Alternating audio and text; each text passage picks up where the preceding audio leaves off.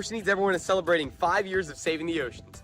My name's Enzo, and through Ocean Needs Everyone, I help save the ocean by doing beach cleanups, CO and mangrove plantings, making art about recycled plastic, and making films regarding the ocean's health. How can you help save the oceans at home? Well, even if you don't live near an ocean, trash can end up in there eventually, so cut down on your use of single-use plastics. If you see trash on the roads or beaches, make sure to pick it up. Use less gas-powered vehicles, fish responsibly, and help support local organizations. I started my organization when I was 12 years old because I wanted to make a difference. So remember, you're never too young to follow your dreams and make a change. Let's all save our oceans together, one piece of trash at a time. Want to train like a pro?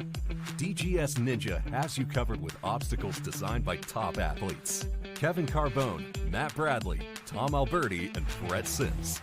Whether you're dialing in your technique at the gym or training at home, DGS Ninja equipment is built for performance, durability, and safety.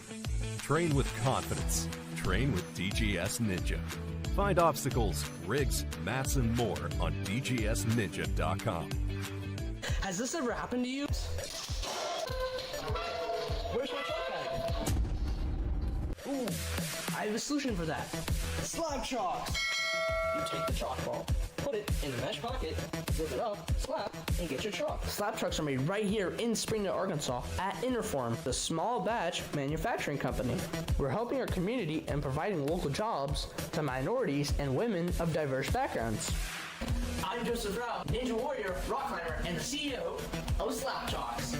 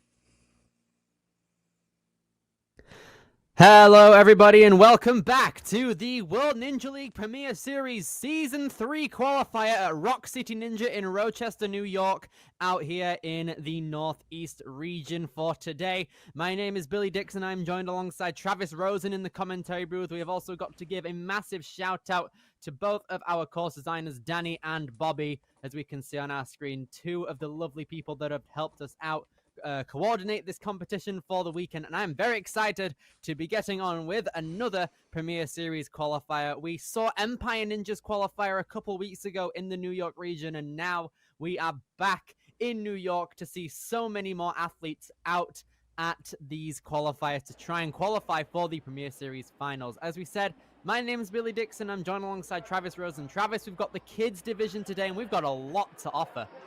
Yeah, definitely, Billy. It is an exciting day for ninja action here at ROC City.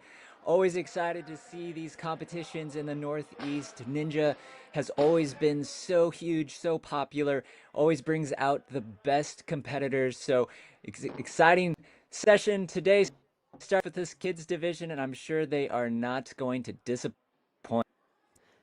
Precisely so. I'm looking at the course on the angle that we have currently, as well as the intro video that we saw. We've got a lot of newish builds as well, stuff that we might have seen from the past World Championships and other Premier Series competitions as well. And I'm very, very excited to be getting on with it. On our kids division today, we have got 10 males and 8 females, and for the entirety of the weekend we've got all of our divisions being covered. We are starting out with our kids today, and then later on we go over to our mature kids male and female division at 1 p.m. Eastern, and then later on the preteens male and female at 4 p.m. Eastern as well. And then Sunday the action continues as we then have our amateur division, which is everyone from young adult upward who don't choose to go elite, at 9 a.m. Eastern, and then the teens go after that at 12 p.m. Eastern, and then the Elite Division, which ends off everything at 4 p.m. Eastern at ROC City Ninja. It's going to be a very, very good time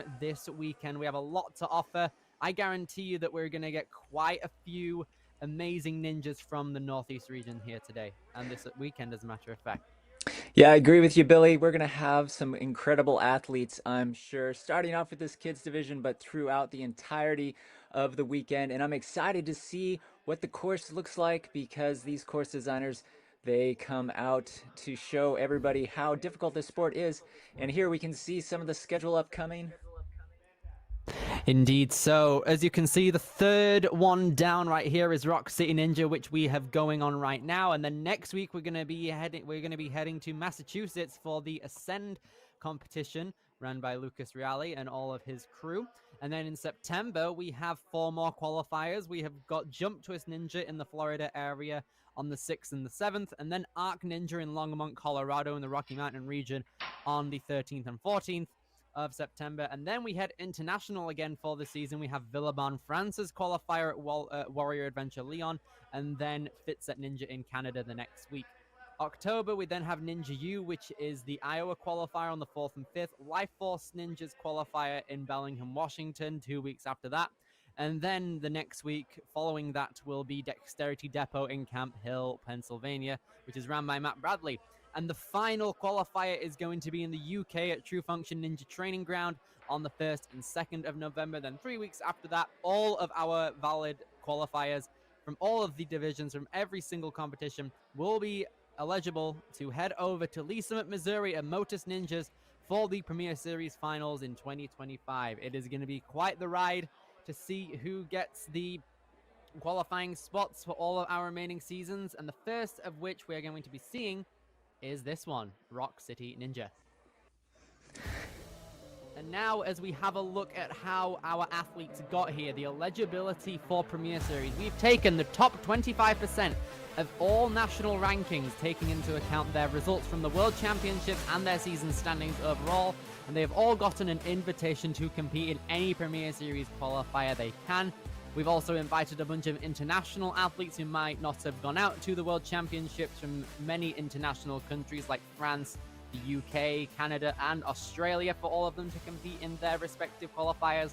And we also need to talk about our format for these competitions. We have 2 courses that we're going to be running today, the placement course as well as the challenge course. The placement course, you fall and you run out of time, your run is over. And on the challenge course, every athlete gets 2 retries, and you can retry one obstacle if you fail it. Yeah, definitely, See, Billy. With this course, sorry about that. The format is so fun, I think, because we start off with this placement course, like you were saying, and it's kind of a seeding round. It helps the ninjas get a more advantageous run order for the challenge course, where it all really counts. So the placement course, if you fall, you're still getting another try in the challenge course. Obviously, everyone wants it as they can, but if something happens unexpectedly and they go out soon, it's okay. It's also a great way to get the butterflies out, especially with some of the ninjas who maybe are a little less experienced. So it's a great way to start, but I think we're going to see some really fast runs. Indeed so, especially on that placement course, more so geared towards speed. And then after that is, of course, the challenge course, which is a very tough course. You have your retries, of course, and as well, you get a bunch of different obstacles from different skill sets tested. And the top 4 in every single division, male and female, throughout every single age category, will be able to qualify for the Motus Finals in November. And we have got a lot to offer for our first competition of the weekend. In our kids division, we have got 8 kid female athletes as well as 10 kid male athletes. We've got 18 competitors in this first division of the weekend, and that means there's a lot of competition amongst these guys in order for them to just go ahead and try their best to get into finals. There's going to be a lot of competition for the top 4 in each, especially the males, of course. We have to cut down the field by about half to get our top 4. Travis, it's going to be quite the ride today. Yeah, I'm excited to see the competitiveness, especially with the female division, because we've seen a lot of the kids divisions in past weekends not have a ton of females, to where almost everyone, assuming they go far enough in the challenge course, advance to the finals at Motus. But today we've got 8 females in the field, so it's going to be a lot more competitive. Not is going to move on, and so I'm excited to see how these young ninjas come out and handle the pressure. Indeed so. I think that's a great way to really see who wants it the most out of all of these guys. And I'm looking at the run order right now. We have a couple of Canadians out here, some guys who have crossed the border in the east of Canada, possibly to come down into New York and compete in ROC City Ninjas Premier Series, which is always exciting to see. Love to see that international prowess. And as well, we get to see who really wants it throughout everyone who is competing here today. We're also going to have a quick course demo very shortly from one of our competitors to see what we are going to be up against. Yeah, definitely. You talk about some of the international competitors. Clearly, there's other competitors who travel great distances as well, who are competing from this gym. They have such a home advantage, and so it's going to be definitely helpful for them, but obviously you never know where you're going to have to compete. You have to be able to A-game whenever you are. So still, I'm excited to see some great ninja action today. Precisely so, and you've got to think amongst the entire course of the weekend, we're going to be seeing both the placement course and the challenge course be updated to fit the difficulty scaling of all of the respective divisions. So as we see it from the kids and we go ahead throughout every single division, the course is going to be updated, going to get harder as we go along, and that could mean we get more success as well based on how all of these competitors are going to go throughout it. Yeah, definitely. And as these young ninjas are getting ready to hit there in just a little bit, you know that they're nervous, but I'm sure they've been training very hard. That is why they're here, part of Premier Series. Not just anybody can come and be a part of this competition. So hopefully they're learning how to use that nervous energy to their advantage and not be overcome by that, so that they can put their best performance to get on that course. And hopefully we'll see some buzzers hit today, Billy. Possibly. It's definitely a great the chances are actually here, to be fair. We have got a lot of competitors. Of course, we've got 18 of them spanning across both the male and females in the kids division, and I'm very excited to see how everything is going to develop across these divisions as well, as we see some of the earlier competitors just trying to get a hang of everything and try their best, of course. But of course, as the leaderboards go on and the run orders go on, we're going to be seeing a lot more athletes take it into account, seeing all of the beta and the way that all of the competitors go about things on the course. I'm excited to see how it all develops, and hopefully we can get a couple of buzzes, as we said. Yeah, and I'm excited as we're waiting to see a course demo shortly, what exactly this course contains, because that's the thing with Ninja. There can be fan favorite obstacles that have been around for a long time that everybody who does this sport gets to train at their own local ninja gym, but inevitably there's something new, sometimes an obstacle that nobody has ever even seen before. That is why preparation and training is so critical, because you always have to be ready. So I'm excited to see the different obstacles and even just how they are strung together within both the placement and challenge course. It's going to be really, really fun.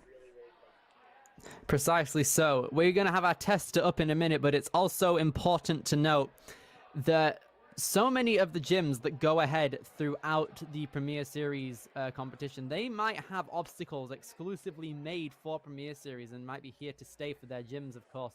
And we're going to have a quick look at how the placement course is going to go for our kids. We have a little balance segment there named Balance Avenue, and then Cannonball Alley on a placement course is a scary prospect, because you're going to have to be quite speedy going through it, but also not losing your grip early on to try and get one of those higher seeds in the placement course. And then the winding country roads beckon afterwards, which is going to consist of a couple of bar swings, it looks like. Yeah, horizontal laches onto some steps. You can utilize those poles as well, it looks like. I'm excited to see how fast these kids can go and develop throughout it. And then a lache lane is afterwards. You're going to be reaching on out and pulling through. There could be a lot of development within this obstacle specifically. If you're good at laches and you're good at popping through, maybe underbarring a couple of things, linking them, you can save a bit of time amongst your competitors. And the ROC City Turnpike is going to be next, which seems to be a turning door. Much like the Stage 1 obstacle in this year's World Ninja League Championships that we saw a couple of months ago. Now coming along after these little steps, which we named the Harbor. Sombrero Street is going to be the name of our final obstacle out here on the placement course, which is going to consist of 2 rings to start off with, and then maybe, yep, a nice little bull hold right there. Then we reach out onto that little anchor hold, it looks like. Then a T-ledge, we go all the way through a nice little swing, going through a bunch of different ninja holds. And hopefully your grip doesn't get too far gone at that point. And that looks to be the end of the course, possibly. No, we're going to be... No, that's why it's called the Harbor. It's a lot of pirate-like holds with anchors and such. And then Sombrero Street is going to be the last obstacle that our tester is going along with right here, right now. Going through a couple of bowl-shaped holds. Very nice right there from our tester. And it looks like that is going to be the end of our placement course. I'm very excited to be seeing how things go for all of these kids right here, the development throughout each and every run. I'm excited to see it, Travis. Yeah, I am too. I'm very curious to see how these young ninjas tackle this course, what kind of strategy they use, because as we said, this is typically a very fast course, the placement course, but while we'll still see a lot of speed, the way some of these obstacles are designed, you can't just sprint through it. So it's going to be very tricky. You'll have some very fast obstacles, but then somewhere these ninjas are going to have to slow down a little bit, make sure they're employing proper technique and taking their time so they don't make a silly mistake. So it's going to be really interesting. And I believe the time limit is going to be 1 minute 30, which is a little longer than we see at some placement courses. So definitely, it's going to be a little bit longer course, but we'll see just how fast these ninjas can go through it. And, who kind of busts the door open on techniques that work better or cut down on time. So it's going to be really fun. It is going to be very fun. I'm excited to see, because it's quite a long time limit for a placement course standard, more so than we've seen for the rest of the qualifiers we've seen over the course of the season so far. I'm excited to see how it develops, of course, and when you get to the point that all of these competitors can go at their own pace, possibly if they know how to clear each individual obstacle in a certain time frame, they can really use that 1 minute 30 to their advantage and see who can really go through and get the best value of all of their runs, possibly. Yeah, I think really interesting too with some of these grabs, some of these holds, some of the lache where you fly through and grab another obstacle elements. This young kids division, they're definitely a little smaller than that course tester that we watched go through this. So I'm curious to see how difficult some of these reaches are going to be for these kids who are a little shorter. So that could definitely come into play as well, Billy. Definitely true. And it looks like that we're going to be getting our first runner on the starting blocks very, very shortly. And our first runner is going to be Alessandra Santiago.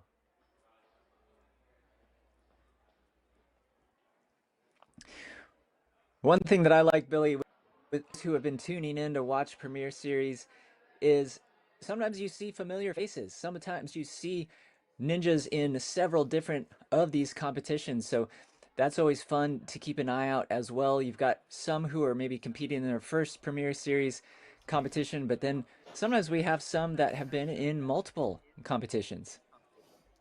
Indeed so. I think if the quantities of the rosters that we are seeing throughout these competitions actually carry through along the entire weekend, we can get a couple of familiar faces, particularly in the later divisions, a couple of well-known names throughout the WNL and Ninja alike.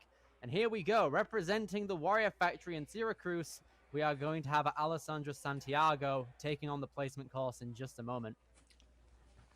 It's a tough spot that Alessandra finds herself because she's a competitor. She's the first one to go.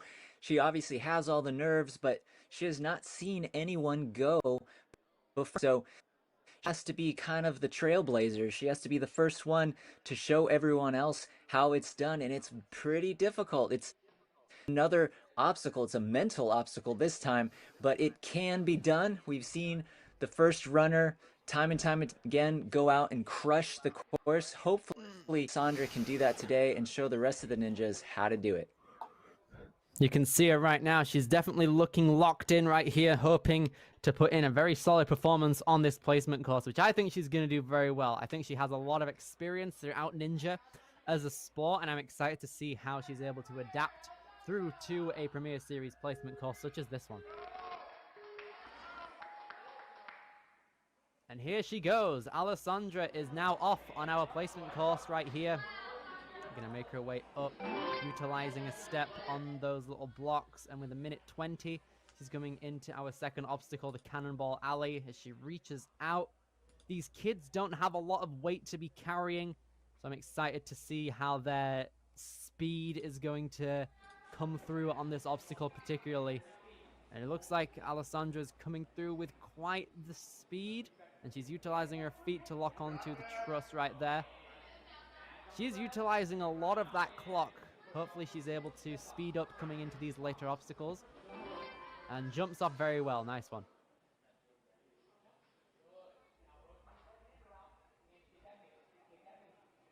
Here she goes. She's trying to get that diagonal lache over here.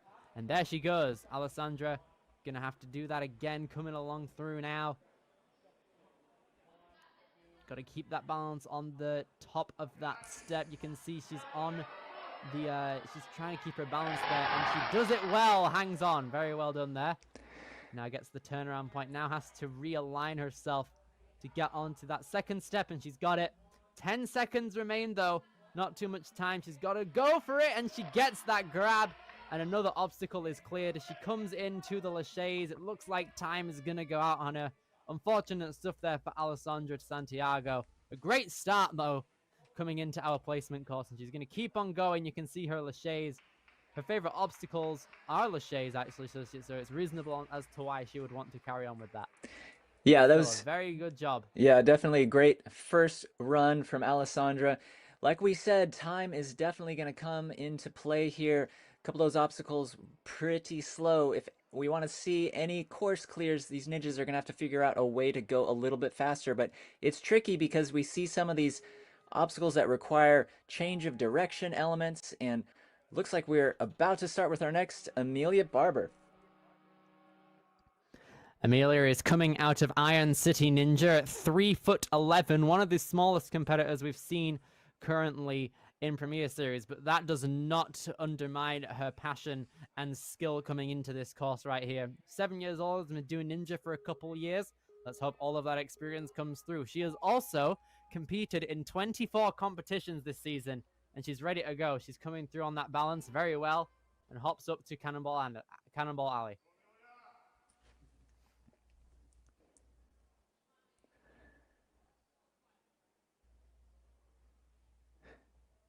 I like how confident she's looking right now. Billy looks like she's done this many, many times. It's one of these things, though, where these ninjas are going to have to mix that confidence with speed if they want to go quickly and go further than their other competitors, even potentially hitting a buzzer. Precisely. Amelia's trying to look at that trapeze and has optimized her correct way to go through and approach it, and she's going to dismount right here onto that step, which is good. Now, I do think this might be a very tricky jump and grab right here because height is going to be, oh, yes, just not quite big enough. Unfortunate there for Amelia, yeah.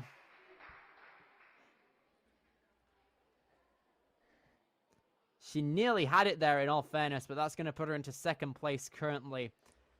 It's all going to come down to how the other competitors do to determine where she's going to be running when it comes to the challenge course. As we now move on to our next competitor, which is going to be Jolie Bonura.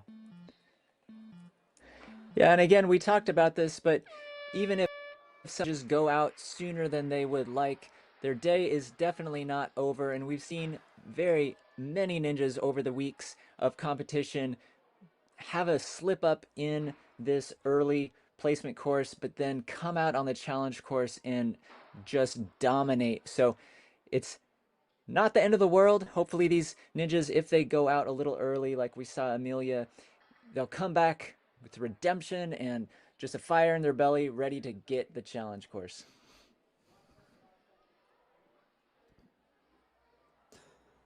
Jolie right here comes out of the Warrior Factory, as do many of the competitors throughout this weekend are going to be doing. In addition to Ninja, she also loves rollerblading and acting too.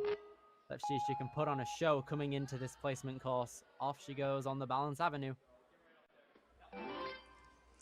I will say sometimes, Billy, you start off a course like this with a balance obstacle. It actually is a lot more difficult than people who don't do ninja would think, because you've got all these nerves and then all of a sudden you have to be super intricate with your balance, and it's very, very challenging. But right now Jolie is doing really, really well and on pace with, I think, our fastest time so far. Yeah, she's just under a second ahead of Alessandra to this point.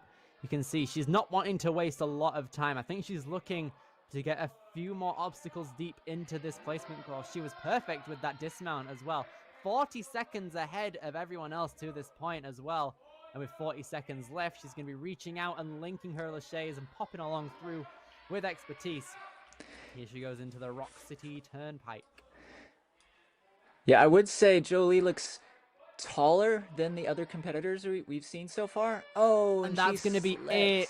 Oh. Yeah, it looks like she fell to the side of the step, sadly. But I guess she is continuing to go. Might as well if you're running out the clock, trying to get a bit more of a grasp on each of these obstacles.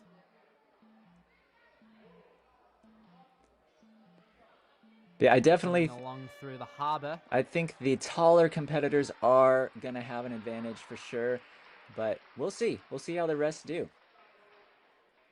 Yeah, our next competitor is very happy to be here. We could see her bubbling about earlier, just before the graphics change. Here she goes again. Here we go. Lyra Rapsinski is going to be coming in now, coming out of Hamburg, New York.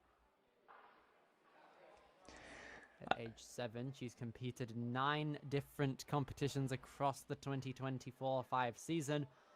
And here she goes, coming into this placement course. Billy, I love seeing an athlete at the starting line with smiles and looking like they're just having fun, enjoying being there. I will say I was not that type of ninja competitor. In all the years that I did it, I was always very serious, very dialed in, potentially a little too serious. So I like seeing the smile on Lyra's face. Can relate. I wish I was like Lyra right now, just enjoying the courses as she's tackling along through with a minute 10 just over. She's coming into Cannonball Alley, trying to get a lot of momentum. You can see her capping the cannonballs with her opposite hand, just for that extra sense of security, which is good, making them fall.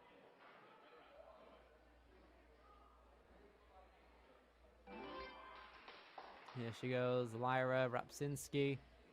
Gonna jump onto that trapeze and try and realign herself. Let's try and get onto that red step. Makes it. Now she just got to do it again. Gets on top of that. It is difficult to balance on top of a step like that, especially at an angle.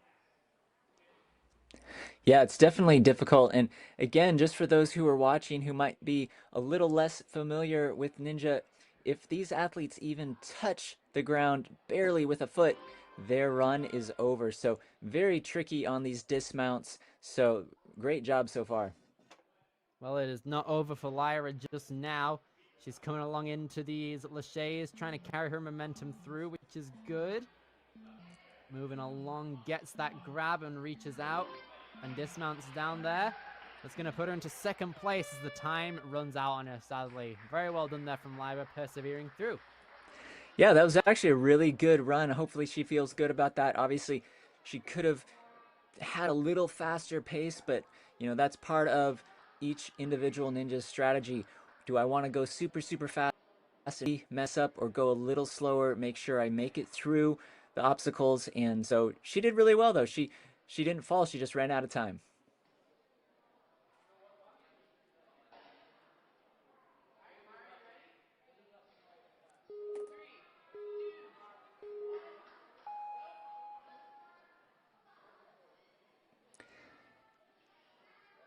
This is Mara Mako from the Warrior Factory in Syracuse. You see a lot of athletes come from the same gyms at some of these competitions. That's always great because you get some of the team camaraderie and your friends there helping you out. That's always great. And she's flying through this right now. Getting a little caught up here. Oh, there she goes. She's getting out.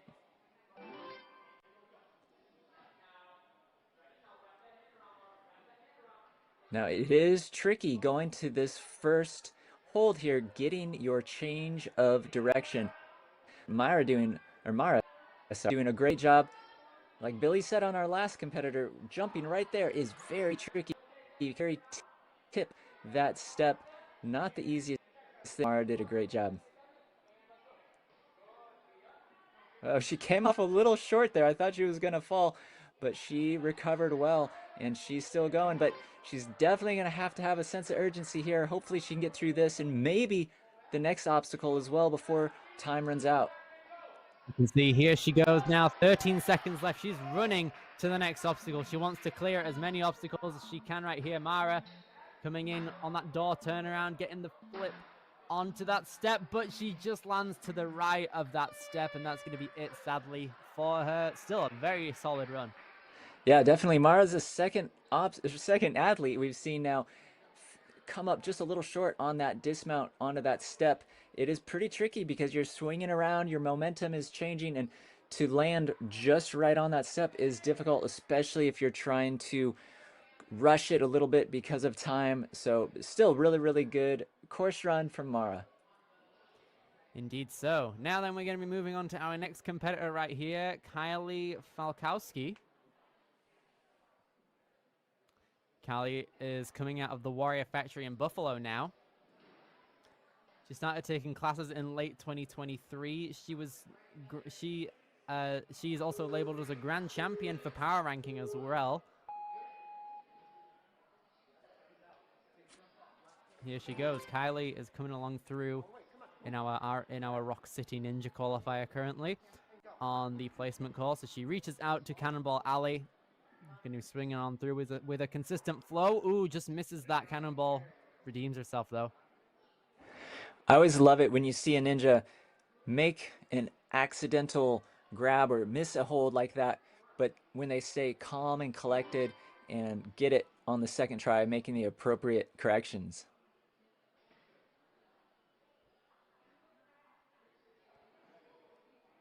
Here she goes, coming into the first of those step jumps with 45 seconds left. She's coming in at quite the good pace currently. You can see Kylie saves herself. Got to make sure her feet don't hit the ground. And she's made it. Links that dismount too. Just over 30 seconds as she comes into the laches.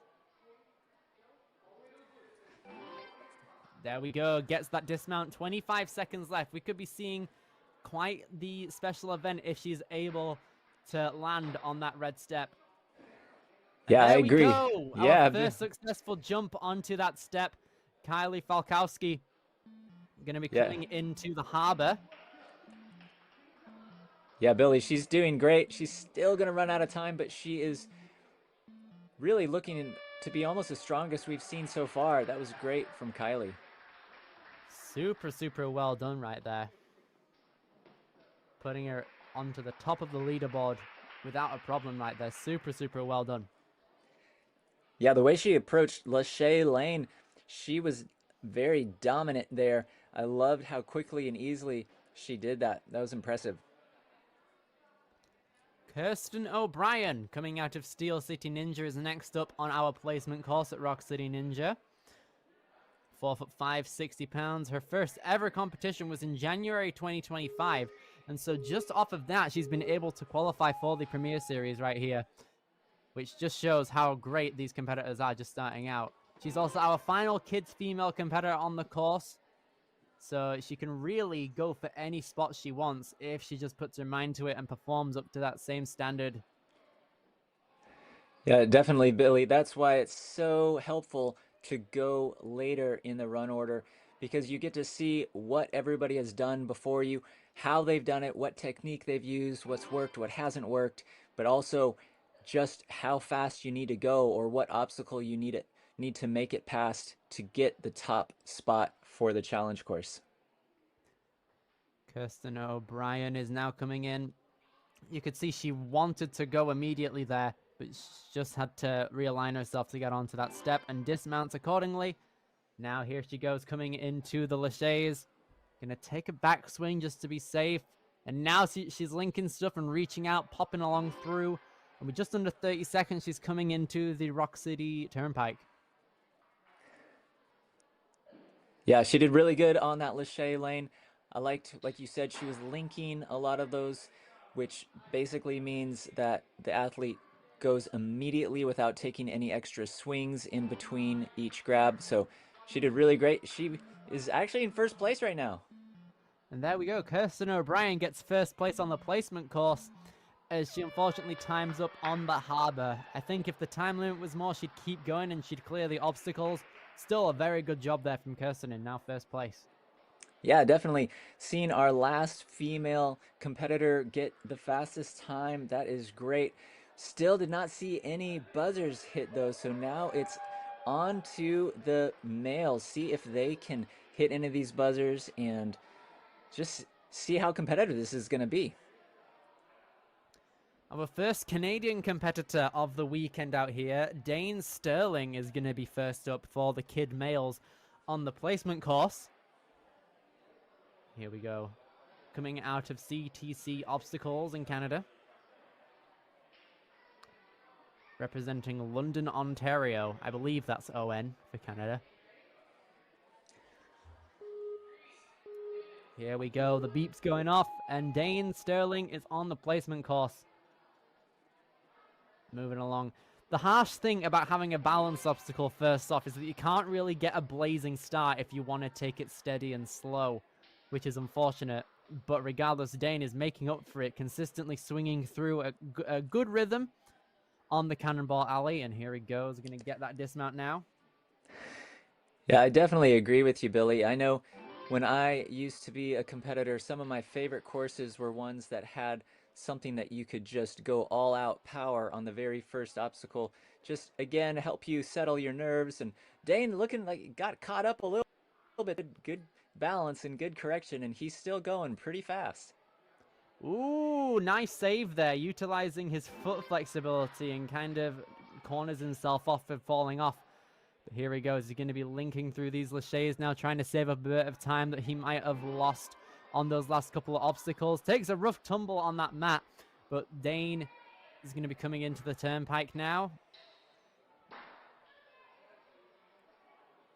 Jumps along through, nice. Oh, no, going to take another swing at it, try and get a better alignment, and then go. Oh, unfortunately couldn't get left enough.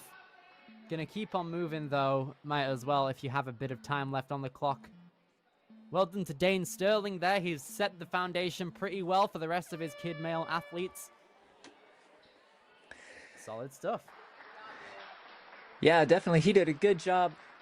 He had some great corrections right there, like we see. What I would have loved to see is where he fell as he came around on that turnpike. He would actually jumped off doing the half turn in kind of a less than advantageous direction. He probably should have gone right. I think he went left because the direction of that step that he was going to was to the right. So a little bit of a mix up there, but still a good job from Dane kicking it off for our male division.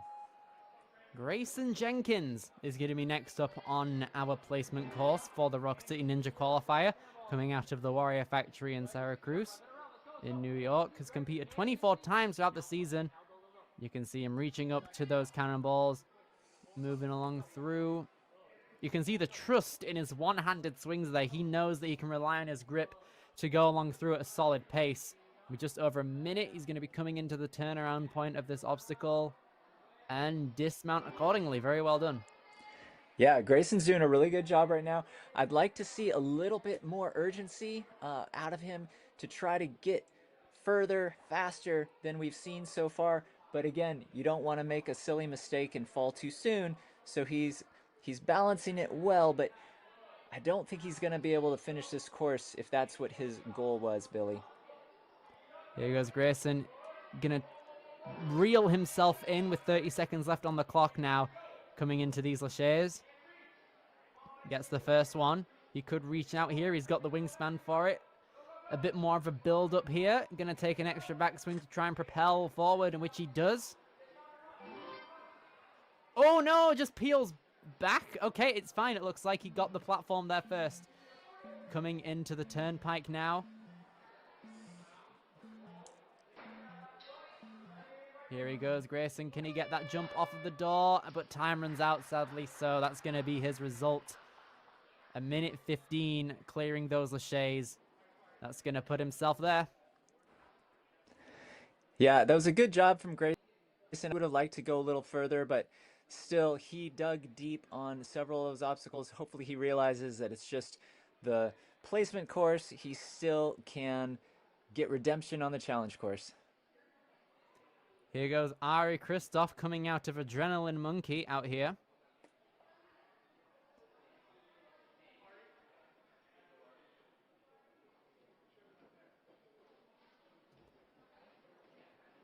Coming out of Shaker Heights, Ohio as well, so a bit of a traveler here. Yeah, what I'll say, Billy, when you're a competitor and you've seen all those before you, get a little caught up and maybe not finish the course, or maybe fall everybody on the same obstacle. It's challenging. It's a big mental obstacle, but hopefully Ari can put it all together and show everybody how to hit the buzzer, maybe be our first finisher. Possibly. Here we go, Ari Kristoff coming into Cannonball Alley now with a good sense of urgency. You can see him propelling through, getting a lot of distance covered with each swing.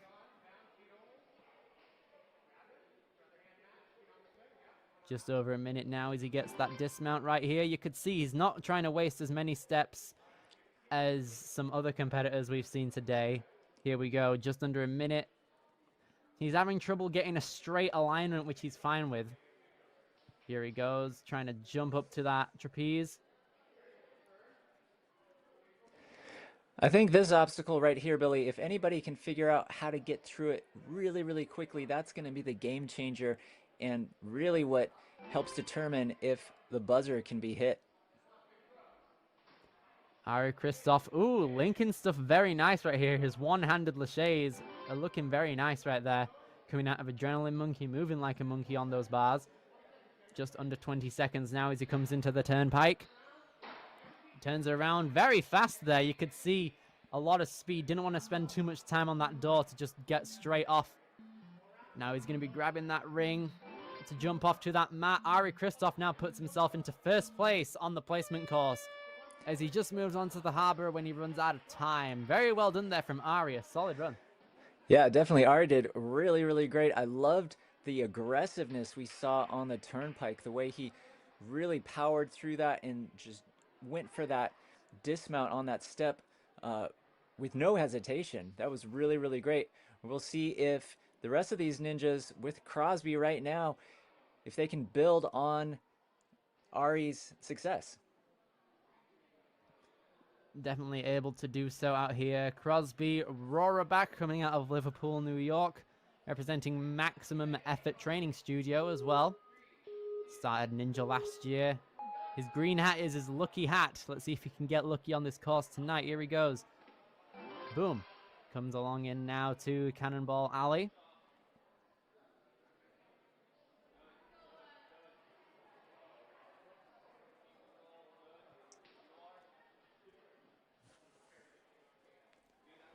Crosby now coming in 1:05 as he makes his way around that truss very well. Try not to waste any time as he comes into these diagonal laches currently, the winding country roads. Gets onto that first step.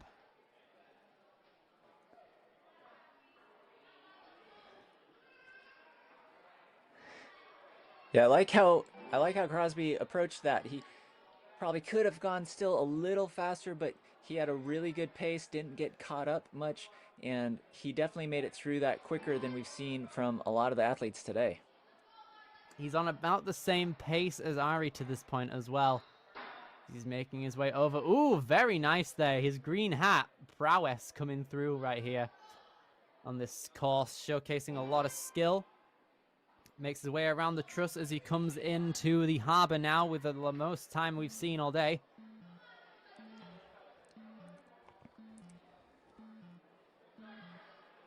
Here he goes, just going to run out of time as he tries to go for that anchor, sadly. But that is the best run we've seen on the placement course all day. Good job to Crosby. Yeah, definitely. That was a great pace that he had. I really thought he might make it through the harbor obstacle, that second to last obstacle, but obviously we saw some extra swings being taken. Then he fell as he timed out, but still really good run from Crosby, and he is deserving of that first place so far. Right then, here we go. Adrian Mendez right now, another one of our Canadian representatives out of CTC Obstacles in Ontario. I like already, Billy, you can see there's a little bit more of some urgency in the way Adrian is going about this course. If he keeps that up and doesn't get tangled up in any of these obstacles, I think we could see our fastest run right here. Yeah, you could see on those cannonballs, he was very fast with putting his legs back in order to get a faster swing. And here he goes, Adrian trying to keep that same mentality on these little winding country roads out here. Good stuff there. Just under 50 seconds. As Adrian now comes into these laches. Very well done there from Adrian. Nice links too. 6.5 seconds ahead of Crosby. Excuse me, Crosby to this point. 30 seconds. Jumps off of that door. Takes a massive leap off of those steps. Trying to align himself best he can. He's now got the most time coming into the harbor, Travis. Yeah, he's flying right now. I think he could definitely make it through this. He can't have very many extra swings, though, if he wants to, but Adrian is doing an incredible job right now. Very well done there. Ooh, nice. It's very difficult to try and link swings on strap holds, but he did a very good job of trying to make his way to the end there. Adrian, a lot to be proud of, as he's now in first place coming into the challenge course. We have only 5 competitors left of the kids male division on the placement course, the first of which is going to be Graham Barber coming out of Iron City Ninja. Yeah, well, I know Graham and the rest of the ninjas, they definitely have their work set out for them. As we saw Adrian really fly through that course and show people what kind of pace is. But boy, Billy, if we saw anybody hit the buzzer, they are going to have to really take it to a whole nother level. Pretty much. Their run is going to have to be pretty much perfect, taking as little backswings as possible and a lot of speed in between the obstacles as well. And Graham Barber setting a good sense of urgency, trying to put his legs back pretty quickly there on the Cannonball Alley. And it seems to be working well for him so far. He's at a good pace. Oh yeah, definitely not taking many moments to rest before taking on these obstacles and trying to jump out as quick as possible to limit his time. Just trying to stay idle pretty much. And with 53 seconds, he jumps out to that final trapeze, and he's now just under 4 seconds ahead of Adrian to this point. It seems like we're getting faster with every coming runner. Yeah, I think you're right, Billy. I think everybody is seeing the success in what's working with some of the competitors that go before them, and then they're just building on that. And Graham right now, he is lighting up this course. Absolutely. 30 seconds now as he comes in to the... Oh no, the foot tap on that final step is going to do him there. Unfortunate there for Graham Barber. Going to have another look at his run. Hopefully we can get that clip and see where he went wrong. Yeah, well, it looks like we had a foot tap. It looks like his right foot hit it. Yeah, I think he went for a dismount onto a block that was not actually in play. So that's very disappointing, I'm sure, from him, because he was crushing that course. That is where, obviously, being very focused and dialed in into what the exact course is supposed to be is so important, because we've seen it before. Sometimes a ninja in the middle of their run, they get a little confused with what is the next obstacle, and sometimes touch or land on an area that is not in play, and they qualified. Absolutely. Now then, coming into our next competitor, Sean Sham Kim Davan. I think that's how you say it. Sean now coming into the Cannonball Alley, trying to pull back on each ball as quick as he can to try and get a bigger swing, it looks like. Working well for him so far. Yeah, again, it looks like Sean is a little bit on the shorter side, which... Whoa! Ooh, hello! Technique. We have not seen that yet. Have a look at that. Skipping the first trapeze to save a lot of time there. Just trying to backswing. Here he goes. Sean coming in with the massive stuff right there. Look at this. Okay, coming into these laches. How's his tech coming in? Looking like it's pretty good. Ooh, look at that. Even did a nice little 360 coming off of it. Well, yeah, Billy, I was going to say that potentially Sean's height was going to be a challenge, but we see him coming out here just so aggressive, doing some movements and technique that we haven't seen from anyone today. We could see our first clear on the harbor as well. We only have less than 20 seconds left, but Sean going to try his best to come into each obstacle with a good sense of speed. It's hard to move fast on obstacles that are attached to straps, though. But here he goes, Sean Sham coming in. But time is going to run out as he gets to the back half of that obstacle, sadly. Yeah, still, Sean did an incredible job on that run. Right there, we saw new technique. We have not seen that from anybody. It's going to be interesting to see if our final runners replicate what he just did, because it seems like a big time saver. I'd really love to see, I know you said it's hard because of the straps, but see some of these ninjas try to link some of those holds on the harbor. It's really, really hard. You have to be so precise, but I think if you can do that, you'll save critical time and maybe pass that, even maybe hit the buzzer. It's definitely possible. Let's see if our third and final representative of Canada out here, Cohen Robertson, out of London, Ontario, can be our first buzzer. Definitely energized and ready to go on this course. Let's see if he has the power to properly make his way through. Taking a nice quick approach onto that balance. Now here he goes, coming into Cannonball Alley. How's he going to fare? Good stuff. Moving at quite the uniform pace right here. A good pattern.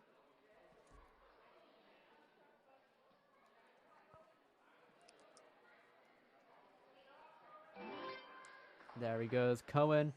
Not going to utilize Sean's beta break by skipping that first trapeze. Looks like he's better off with himself going on that little lâché there. On to the second now. Well, that is definitely one of the tricky aspects of the sport of ninja, Billy. Sometimes you see other competitors do something that was unexpected and maybe brand new technique, but you have to know, does that work for me and my skill set? Because even if it makes the course run faster, if it's something you can't do well, it'd be better to do it a little more safe and however your skill set works better. True, and it looks like Cohen is just a bit caught up on that door. It's moving in not a way he wants it, but he recovers nicely. Takes up a good chunk of his time though, but I think he's looking to just get past this obstacle and get another point, get higher up on the leaderboard too. And there we go, Cohen Robertson. He's going to run out of time as he comes into the harbor, but that puts him into 5th place currently. Yeah, that was really good. He started off with a lot of speed. I thought we were going to see probably, possibly one of our fastest runs, but then did get a little caught up, a little slowed down, but still great job by Cohen. And yeah, that was good stuff. 2 more runners now on the kids male division placement course. Right now we have got Alex Kaminsky. He's done over 60 WNL competitions in the kids division. He's coming out of Steel City Ninja. He made podium out of 21 out of 22 competitions in season 10. That is a very, very good stat to have underneath you. You see that, Billy? Who's our first skip. He skipped that second to last cannonball, didn't even touch it. Too, how he hasn't even gotten some big swings on those. He was just going one right to the next. He definitely has that sense of urgency we've been talking about. So I'm excited what Alex can do here. Here he goes. He's also about 6 seconds ahead of our fastest runner to this point as well. And he's linking stuff.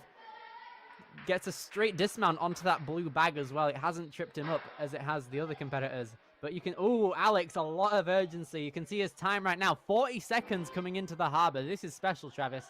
Yeah, definitely. If he can keep this up and especially even link some of these as we talked about, he could definitely be first place. Here he goes. Oh, tried to link it, but because of that strap build, just wasn't able to reach out far enough, sadly. But he had a super solid run up to that point, and that rightfully puts him into first, getting to the harbor at the fastest time. Yeah, that was incredible. I do think he could have just finished the harbor. I don't think he would have hit the buzzer there, but he was flying. He's well deserving of that first place finish. And like you said, it is super hard to link that obstacle. He tried, but just came up short. So I don't know. We've got our last competitor right here. I don't know if anyone's gonna hit that buzzer, Billy. I mean, it's all down to Ira Vajert coming in now. Age 7, coming out of St. Michael, Maine. A minute 20 now coming into Cannonball Alley. Our final runner on the placement course for the kids division. Here goes Ira. He's coming in to those cannonballs with a good sense of urgency. He's going to get that quick turnaround, hopefully. Yep, there we go. He's eyeing up that big skip. Can he get it? Yes, there we go. Getting that skip of that first trapeze, Travis. Yeah, that's so impressive. And what I find so interesting is that it's been some of our smaller competitors doing that move. So surprised that some of the taller competitors did not do that, but this is great from Ira so far. Here he goes. He's reaching out and linking when appropriate. Going to skip that final bar and come along through to the turnpike with 30 seconds left.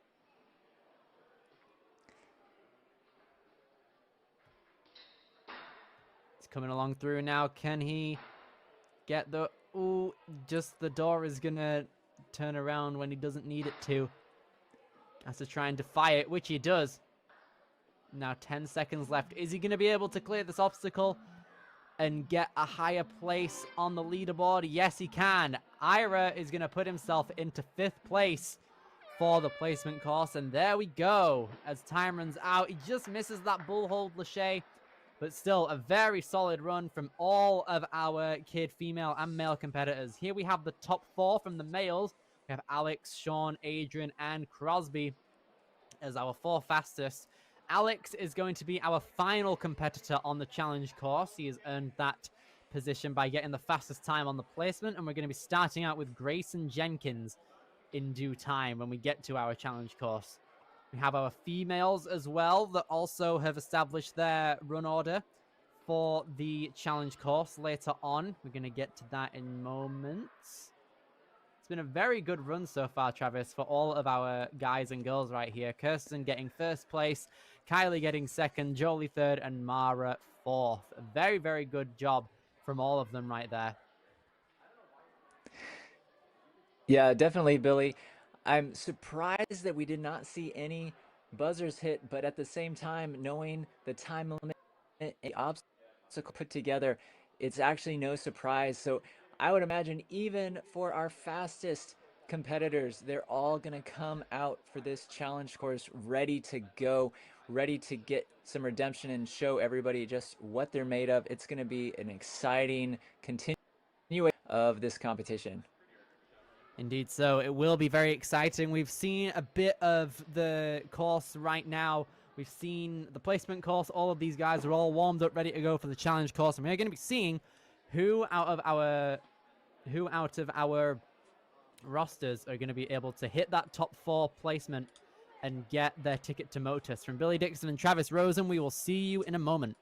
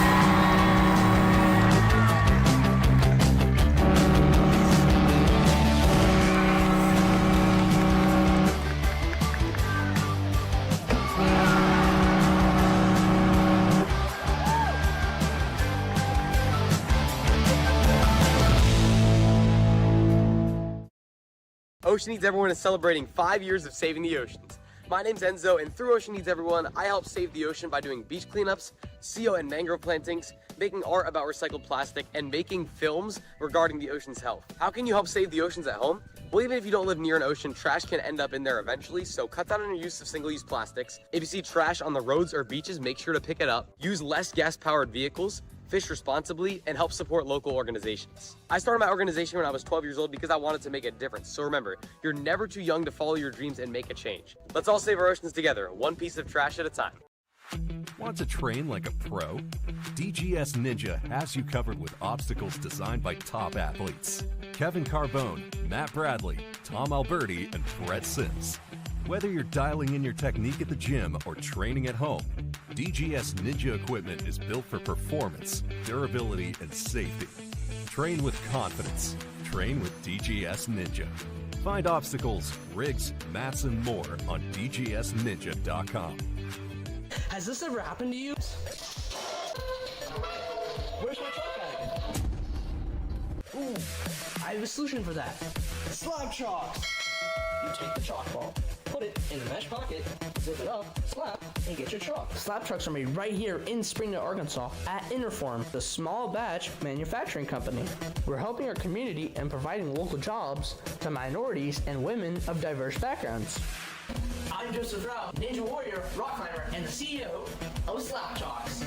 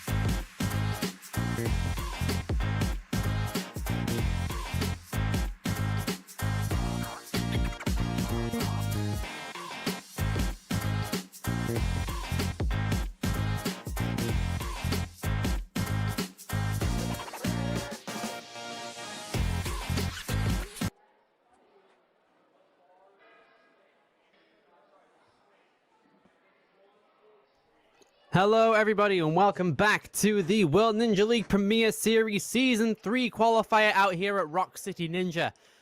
We are having the kids division right now. We had our placement course just wrap up a minute ago, and we are going to be getting started with our challenge course very shortly. My name is Billy Dixon. I'm joined alongside Travis Rosen, and we are excited to be getting on with said challenge course.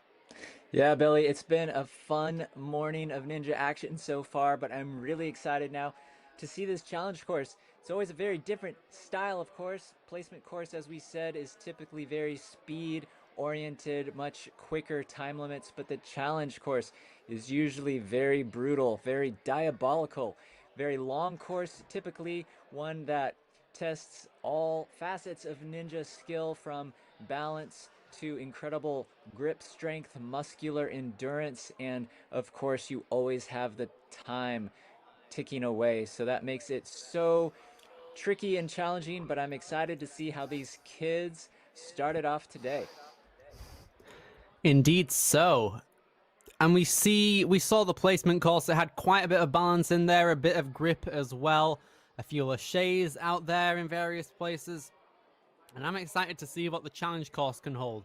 With a lot more time and a longer course with retries available as well, we have the opportunity to see a lot of different ninja assets be displayed, as you said.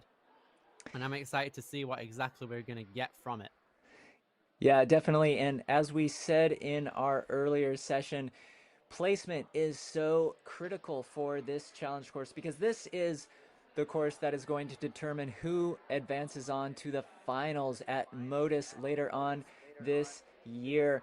And seeing what works and what doesn't work and how far ninjas before you have gone is so crucial. So these ninjas who have a later starting position is going to be, they're going to be in such a better place to really put up the time and performance that matters, Billy. Precisely so. Depending on what the time limit can be, it's definitely a bit more lenient regardless, however, compared to the placement course.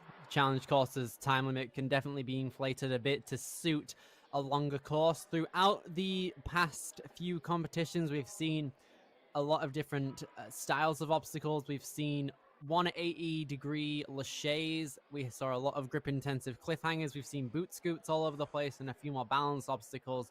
Some obstacles can take longer to complete than others, but overall, it's your attack on the course as a whole. You got to treat it in individual obstacles, but as a whole course as well. You know, you got to keep it all well and good. And it looks like we have got 12 obstacles to be taking on today.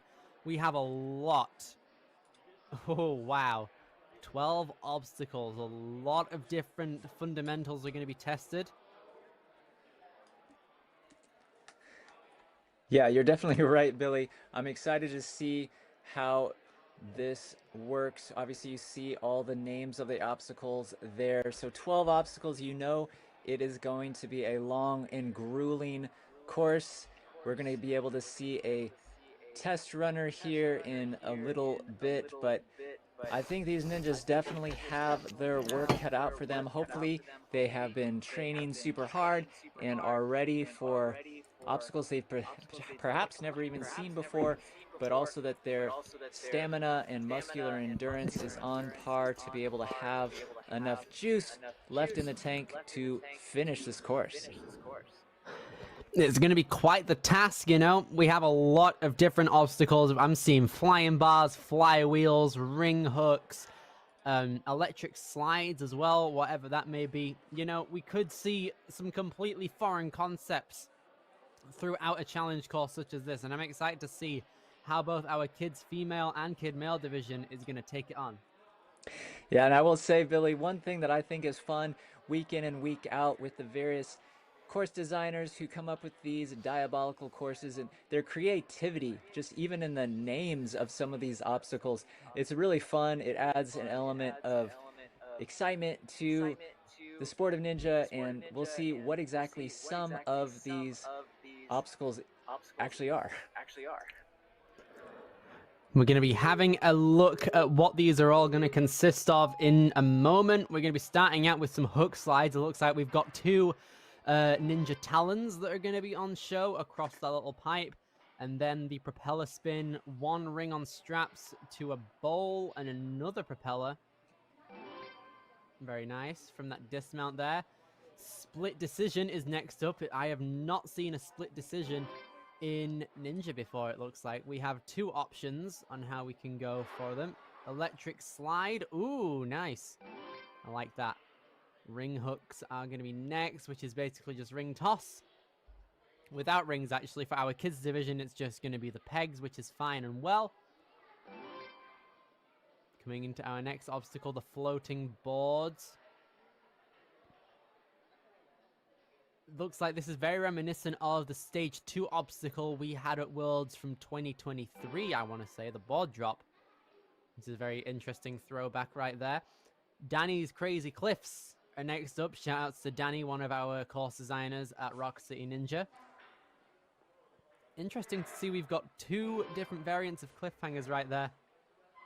A lot of geometric mishmash, if you will. Then the flywheels beckon next up. It looks like our kids are going to be able to use rings in between them for them to reach out fine and well enough. And then full throttle, which is reminiscent of the speed discipline that we have. Oh, hello. The Bobby Prop. That is a smart name. Reminiscent of the curved body prop from A&W or the body prop from Sasuke back in the day. That is a very cool concept right there. Battering ram is going to be after that. Looks like our kids are going to have 2 battering rams on pipes. They're going to utilize a ring to transfer, which is fine for them. And then we end with a flying bar challenge. How are we going to fare here?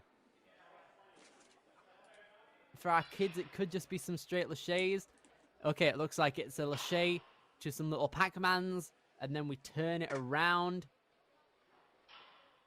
And then we get a little lache there to a different bar, and that is your course. That is a doozy and a half, Travis. Oh my goodness me. It goes everywhere, that. Yeah, definitely. That is a challenging course. It kind of has a mix of, it seems like. And I will say, on the surface, individual obstacles don't necessarily look super crazy hard, but when you put them all together, especially with that flying bar is the 12th and final obstacle, this is going to be really tricky. And I think they only have a little over 3 ninjas to do it. So not only are these ninjas going to have to be trying to obviously make it past each obstacle, but they are going to have to keep the clock in the back of their head. They've got to keep going at a fast enough speed if they want to have a shot of either hitting a buzzer or just going further, faster than their fellow competitors.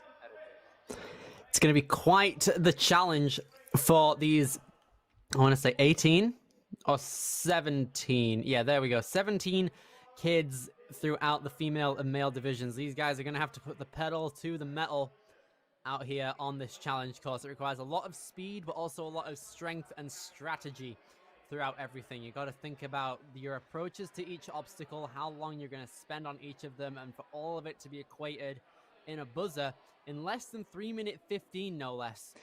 It's going to be quite the challenge for our kids out here. Yeah, definitely, Billy. You're precisely right that it really comes down to strategy.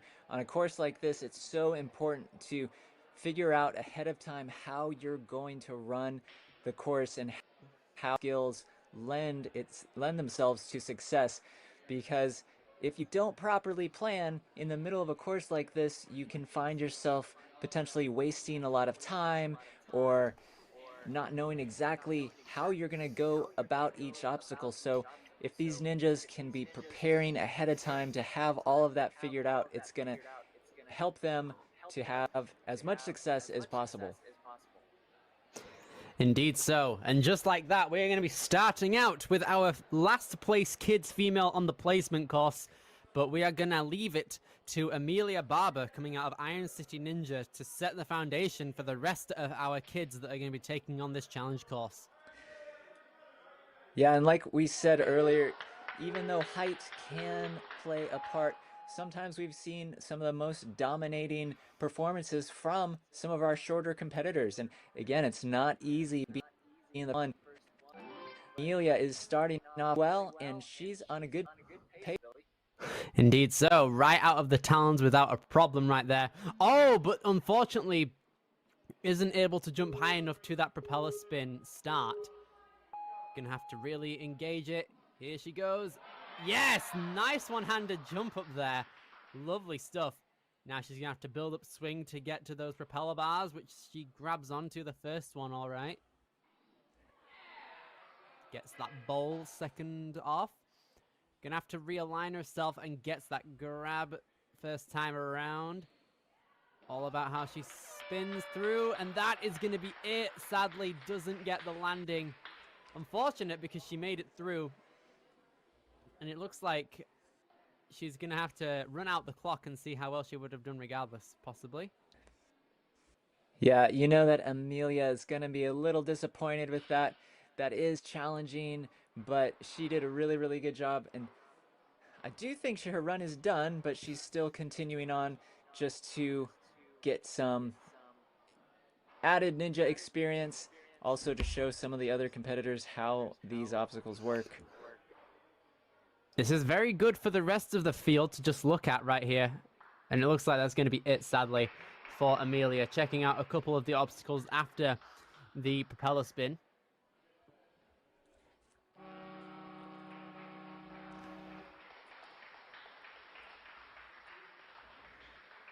Yeah, I definitely think this is going to be a tricky course, Billy. We've already talked about that, but even just seeing some of the challenges that Amelia faced, I would say the rest of these ninjas really need to be dialed in and paying attention, that this is no joke. Indeed so. These guys and girls are going to have to properly lock in for this course and make sure they have the strength necessary in order to get as far as they can in order to qualify for Motus. Alessandra Santiago is going to be the second competitor up now. She's getting the liquid chalk all applied and ready to go.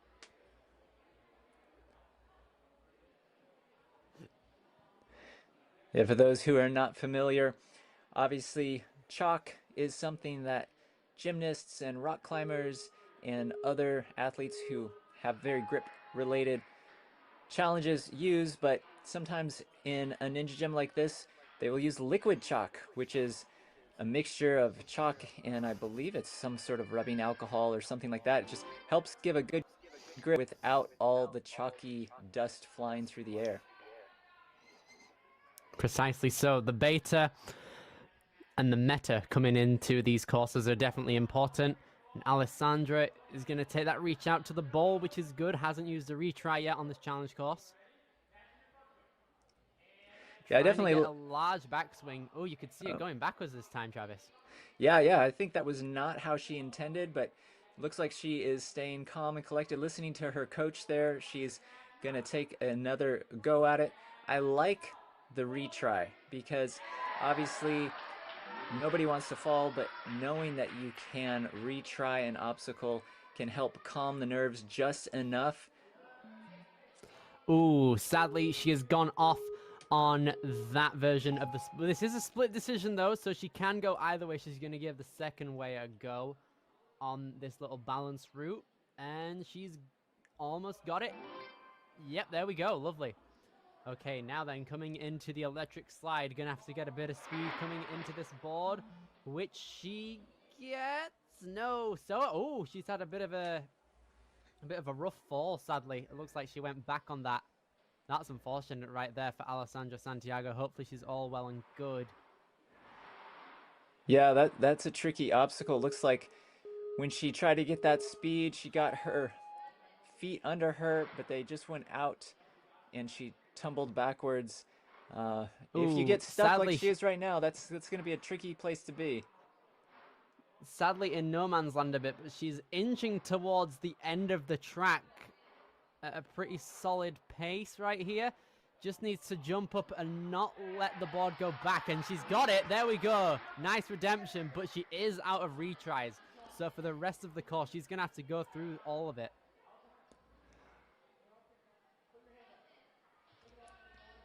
Yeah, it is looking like maybe she is feeling a bit of challenge with the height element of this obstacle. Maybe not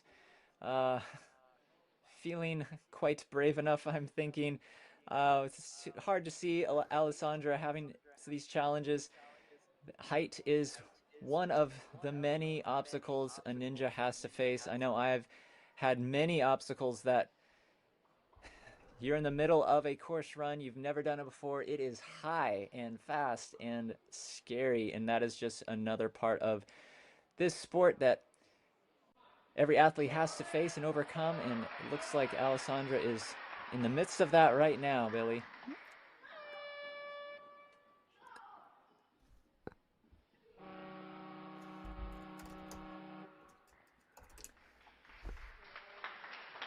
Well, that was a bit unfortunate right there from Alessandra. Looked like the fear element on that obstacle, just with it being a little higher than she would have got the better. Hopefully that is something that she can overcome, because that is a part of the sport of ninja. So a good job though. We saw a lot of adversity that she faced, but she came back. But unfortunately at the end, the height of that obstacle was just a little too much for her. But we'll see how Pinsky can do now, Billy. Precisely so. You know, the mental battle that all of these guys have got to face, no matter the age you are, for Ninja is definitely a tough battle regardless. But in any sense of the word, it's something that we all got to overtake. And let's see if the rest of our competitors in the kids division are going to be able to make it through the rest of this course. Lyra Rapsinski coming in now, coming out of Hamburg, New York. What I think will be interesting, Billy, is when you see a competitor before you take a tumble or have a challenging situation, maybe even get an injury, that can play a part in your head as you're preparing to run the course. A lot of times you're trying to focus on exactly how you're going to do it, and when you see somebody have an issue, it just adds another element that you have to overcome. But that's what the best competitors always have to do, so we'll see how Lyra handles this. Here we go. She is making those talons all the way over to the left right there, which is all well and good. And just with just over 3 minutes coming into the propeller bars, going to be coming in, grabbing the right side of it there. We could see the right-hand side. Reaches out to the ball on her second try, getting a large backswing from that back propeller to make that solid transition. Ooh, just comes up short there. Gonna have to use the first of her 2 retries on this course. Gonna have it all reset and ready to go again. I will say, Billy, I think it's pretty interesting. Lyra is the second competitor now that on that second propeller, it looks like she wants to go one way, but somehow goes the other way on accident. And so she's going to have to try to make the proper correction this time and go the way she intended and not get too caught up here. She's in a bit of no man's land at the minute, but she's taking the right approach. She's grabbing onto the ball again and trying to reach out at a solid point, but she's running out of time. She's running through the clock right here, and the unorthodox turnaround of these propeller bars, it looks like she's catching up to it. But she is looking like she's trying a different technique here. Sometimes when you're completely stuck and it's not working, changing it up can help. Oh, but she fell. I liked the idea, though. At the last minute, she tried to grab both sides to try and even it out, but sadly just wasn't able to grab onto both of them. Yeah, that was an unfortunate fall. You know she's going to be a little upset about that. And I will say, too, that can, again, get in the head of the competitors yet to run. I think they're definitely going to have to be spot on with their technique. I think even on these propellers, the hand placement, where you place your hand in relation to the length of the propeller, really is going to be the difference between getting stuck and making it, Billy. Precisely so. Now then, Mara coming into the end of this first Talon Traverse, which is all well and good. She was our 4th place finisher on the placement course as well. Knows what it's all about, gets the game. Gonna reach out to the right-hand side of the propeller and try and line herself up to get around. It is definitely a challenge to try and prop yourself in the correct way to not overshoot or undershoot the trapeze at the end. You can see just as she lets go of the ball that she can't get the right spin. It looks like the strategy is to try and grab the outward area of the propeller to try and move along through. Yeah. She tries to go backwards. Almost had it there, in all fairness. I think she tried to reach out and just couldn't. I think you're exactly right, Billy. As you see her right hand, It needs to be more on the outside of the propeller. And again, she goes down too. This is going to be probably a much trickier obstacle than anyone expected for this female age group, but I think they can get it. Hopefully the coach has given her some different things to change up, but I do agree what you were saying. I think the hand placement needs to be on the outside of that propeller, because it seems as though if you grab on the inside, you just get the proper rotation and swing to make it to that dismount. Here she goes. The first propeller hasn't caused too many problems for our kids' female competitors thus far. It's just this second area. Trying to adjust her grip in different ways to try and see what can work. Mara Mako. She's getting a lot of swing. Oh, you could see she tapped the bar. Unfortunate there. Well, that was a great effort. Again, very challenging. Obviously, she got hung up and fell and tried it again, and she was so close. I do hope she's okay. It looks like she came down with a hard landing, but that is one thing. Almost every single one of these ninja gyms, safety is number one. There's mats all over the place. Everything is padded. Obviously, nobody wants to see anybody get hurt. So hopefully Mara is okay. I know she'll be a little frustrated to not make it past that obstacle or go further, but we'll see if Jolie can figure out this obstacle and continue on much deeper into this course, Billy. Absolutely, I'm hoping so as well. It's important to note that all of these ninjas are in it together. They know the frustration that might come into running courses, whether in competition or in training. So it's great to see that all of these guys are in it for the long haul. They know what to expect from a course like this. And Jolie is trying her best to align herself in a way that can make herself spin and reach out to that trapeze. Oh, yes! Pulls up on that propeller and is able to reach out, coming into split decision. Oh, and that's going to be a fail, sadly. Might want to try the second route. Yeah, there we go. It is interesting, Billy. Jolie's the second ninja to take that one route first and fall and then go the second. I'm curious. Oh, she tried to jump out to that trapeze grab, but the landing that she was on just slipped out from under her. And it unfortunately happens again there for Jolie. This course is ruthless for all of these guys. Yeah, it really is difficult. She did a great job here, though, making it through that propeller spin, but obviously she did have a slip up on the first attempt on that balance, and then got her balance off again on the electric slide, and she is surprisingly done. This is a difficult course. It is, and we're also starting to get to the point where we are now getting a couple of our competitors locked in for the Motus Finals too. Let's see if Kylie Falkowski is going to be the next one up. She started taking ninja classes in 2023 and competed in her first league competition in 2024.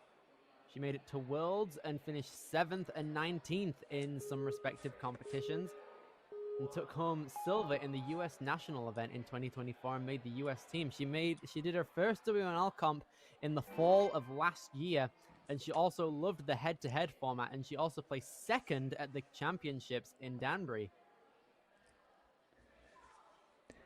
A very decorated young ninja out here on our challenge course right now at ROC City Ninja. And here she goes. She also wants to give a shout out to her coach Darren for helping her out along her journey and coaching her this year.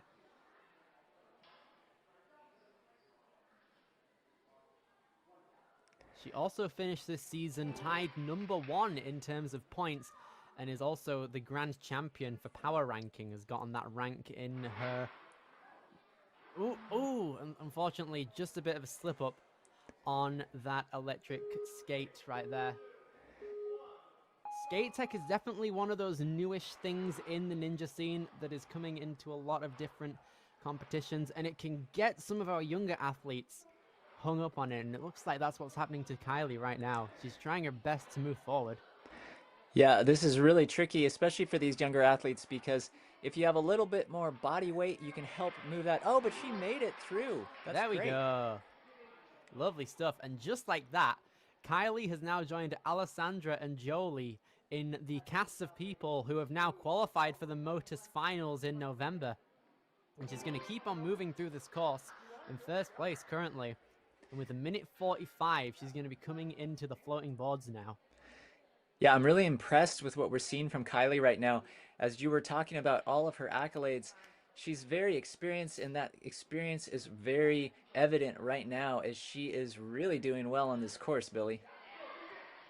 Ooh, yeah, with the wide grip as well. Those boards are definitely not thin for these kids that have small wingspan, so they really have to expand their arms in order to grip on, and it's working for them. Kylie now going to be coming into Danny's crazy cliffs. Just under a minute 10 now. Trying to build up that backswing to get onto that cliff. Lovely lâché there from Kylie. Yeah, I'm really impressed with that. I thought it was going to be a little bit too far for her, but she definitely proved me wrong, and she is doing great. Kylie coming in, getting that grab on the second cliff as well. Great control as it spins too. Now then, 43 seconds as she's coming into the flywheel. She's 2/3 of the way through the course coming into this now. She's trying to get even backswings on each of the rings and the wheels to move along them in minimal moves. And just under 30 seconds now as she makes her way into full throttle. Yeah, the amount There of... we go. Now coming into the body prop. This is going to be an interesting one. Yeah, definitely, Billy. The amount of confidence that she's showing, and even handstand ability right there, super impressive from Kylie right now. Yeah, showing off her gymnastics moves quite a bit there. But the time is running out as she's coming into the penultimate obstacle, the battering ram, and that is going to be it for Kylie. An outstanding run, though. One of the best I've seen from Premier Series so far. Yeah, she did so great. She had a couple hiccups, but she was able to readjust every time. And I think there's just a couple of these obstacles that if the ninjas figure out how to do them, there's definitely a chance we're going to see some course clears. Absolutely. We've seen Kylie now break the beta for a lot of the obstacles and how everything can be done. And now we're going to be moving on to our final female kids competitor of the day, of the weekend as well, Kirsten O'Brien. Got first place on the placement course, which has seeded her for the final position in her division. It's going to be quite the ride to see how she does. Definitely, Billy. She's the last female competitor for a reason. It's because she was the fastest on the placement course. And so now she has seen what the other finishers and those who've qualified to the Motus Finals have done. So she knows exactly what she needs to do. But you know, every ninja wants to hit that buzzer. Every ninja wants to clear the course. So hopefully she can build on Kylie's success, and it's going to be difficult, but I think it's definitely possible. It is definitely possible. We can see Kylie just eyeing up the first couple of obstacles now, trying to get a gauge of how everything is going to go for her. Or Kirsten even, sorry, here she goes. She's coming out of Steel City Ninja here today.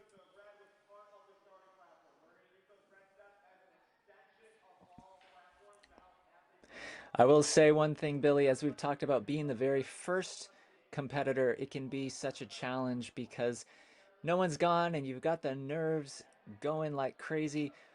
And even though it's nice being the last ninja, sometimes you can get equal type nerves because you're the very last one to go.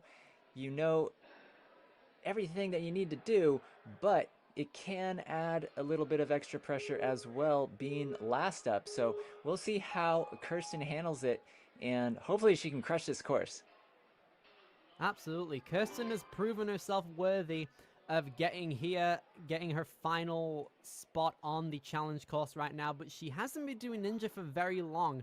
Only started in 2024, and her first competition ever was in January of this year, so doesn't have a lot of experience as opposed to some of the other kids possibly, but she's definitely showing that she is able to contend with them as she's gotten first place in the placement course, and her technique is showing up right now as she reaches out to that trapeze, and Kirsten is cleared the crux point, and just like that, clearing the second obstacle in the fastest time, she has made her way over to the Motus Finals. Yeah, she's doing so good. Oh no, she just got very off close. The end of that split decision just had her there. Yeah, she was looking good. Give it another try. No, Kirsten, man. That is unfortunate right there. She was moving super solid up to that point too. That's going to be it, sadly. Yeah, you know Kirsten's going to be so bummed by that. But again, it goes to show just how difficult this sport is, and any obstacle can trip up even the strongest competitors. Just like that, though, we have our top 4 that are going to be moving on to the Motus Finals in November. Kylie Falkowski, Alessandra Santiago, Jolie Bonura, and Kirsten O'Brien. All of them have done very well to get to this point. But now we're going to be shifting the attention over to the kids' male division right now. They've seen the girls go at it, and the beta has been broken for them. Grayson Jenkins, the first up. Yeah, it's going to be... Whoa, you see Grayson almost... Wow, look at that grip strength. Look at that, the one-handed! I will say, Billy, sometimes when there is adversity, you really see what a competitor is made of, and I cannot believe the grip strength we just observed from Grayson. That was so impressive. Absolutely was impressive. Thing is, though, you can have a lot of grip at the start of the course, but you got to make sure that you have enough to last the entirety of it. It was great to see that one-handed swing on that first talon obstacle, but you got to make sure that all of your grip is still in play for the long haul. It looks like Grayson has a lot of grip to offer, but he's going to take a tactical retry, it looks like, and try and set himself up to that trapeze yet again. Yeah, I'm actually kind of interested with Grayson's technique right now, Billy, because as we saw from the females, pretty much every female who made it through successfully on this obstacle, they were swinging that second propeller the opposite direction. And so that's why it's so important paying attention and watching what works for the ninjas who go before you. We'll see if Grayson changes it up here. Hopefully he can get this one way or another. I'm hoping so as well. Just over 2 minutes on the clock. Couldn't get enough swing to get over to that second propeller, so he's going to use the first one to his advantage. Still, he's looking at the taped side of the propeller. Going to go at it, but going to use the other side, though. Could be thinking of now, okay, yeah. Utilizing both sides of it, trying to even himself out. He's got his eyes dead set on that propeller. He's losing his grip, though. Come on, Grayson. Moving along, kips his hips, but his hands touch. You can see everyone very sad, their noises, sadly. Very good stuff there from Grayson Jenkins, though. He persevered a lot there. And that first obstacle one-handed, that's new. Yeah, definitely. I was so impressed that he was able to make it through that first obstacle. And you definitely saw a lot of heart and a lot of grit from him trying to get through the propeller spin. He just couldn't quite figure out the right way to go about it. So that's too bad for him, but we definitely saw good effort from him. Hopefully he can keep his head held high. And we'll see right now what Dane Sterling can do. Dane is the first of 3 Canadian competitors in the kids male division, wanting to make sure his name is known to try and qualify for the Premier Series finals. He's trying to eye up the best way to go about this propeller swing, spending a lot of time swinging to try and gauge his grip. Now he's taking a forward swing. Well, like I said before, Billy, it's just so crucial to really pay attention to how other ninja athletes go about the obstacles, because sometimes things feel different than you expect. They handle different than you expect. And so when you see how other people go about it, it can only help you do that much better. So, but right now, Dane's doing great, making it through this balance. Here he goes. Dane, I believe that's the first time someone has made it through that split decision without using a retry. That's very good there from Dane, but sadly he's going to have to use his first one on the electric slide right here. Second try again. Ooh, nice utilization of the full body motion right there as he jumps up to safety. Dane Sterling still on the move. Yeah, definitely very good effort there. Nice creativity. Obviously nothing in the rules that says you can't use your knees and hands on that, and obviously that helped his balance a little bit, so way to go, Dane. Here he goes now, gonna take a big leap up to the floating boards right now.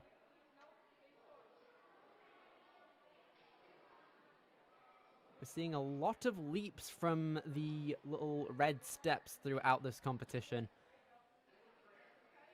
You can see Dane not looking to utilize all of the board, just a one lache down, only a couple moves up that first board. How's he going to fare coming into that dismount? Very well done. With just over a minute, he still has a retry left as he moves into Danny's Crazy Cliffs. Yeah, he's doing for it though. Yeah, he's doing definitely really well right now. Like you said, he does have less than a minute now, so he is going to have to keep going. Obviously, he does not want to make a silly mistake that can happen when you rush, but he's going to have to keep it moving, that's for sure. Nice lache there from Dane Sterling. Gets the lache onto that moving cliff, moves his hands to the backside of that little triangle. Hold. Oh, just misses that lache, tries to pop through. Just didn't have his arms forward enough. Yeah, that is a tricky obstacle. Not only do you need to have a big swing, but as you are flying through the air, your hands have to get to that hold super quick, way before the rest of your body, if you want to have a chance to absorb the impact and hold on. Here we go, Dane gonna try and redeem himself before time runs out, hoping to get this final lache of the obstacle before he gets, oh, had his hands there. He touched the end platform as well, super sad right there, but Dane comes out of it positive. He should be very happy with his run, very solid. Yeah, I agree with you, Billy. He did really well there. You saw him get stuck a couple times, but he persevered, made the proper corrections, and he almost made it through. I thought he had that last hold, but just peeled at the very end, but he should feel really proud of that run. Absolutely, super well done. Now then, from one Canadian athlete to another, our next competitor on the challenge course is going to be Cohen Robertson. Coming out of CTC Obstacles from London, Ontario. Out here. Age 8, he competed in 7 Tier 1 competitions across the Season 10.